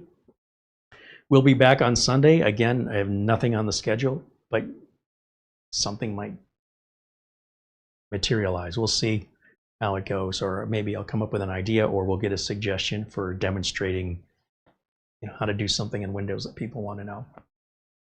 Thank you for watching, and we'll see you all Sunday, 1 o'clock at Phoenix time as usual. That's 12 p.m. Eastern. Sorry, 12 p.m. Pacific, 3 p.m. Eastern, and we hope you'll join us again then. Until then, bye for now.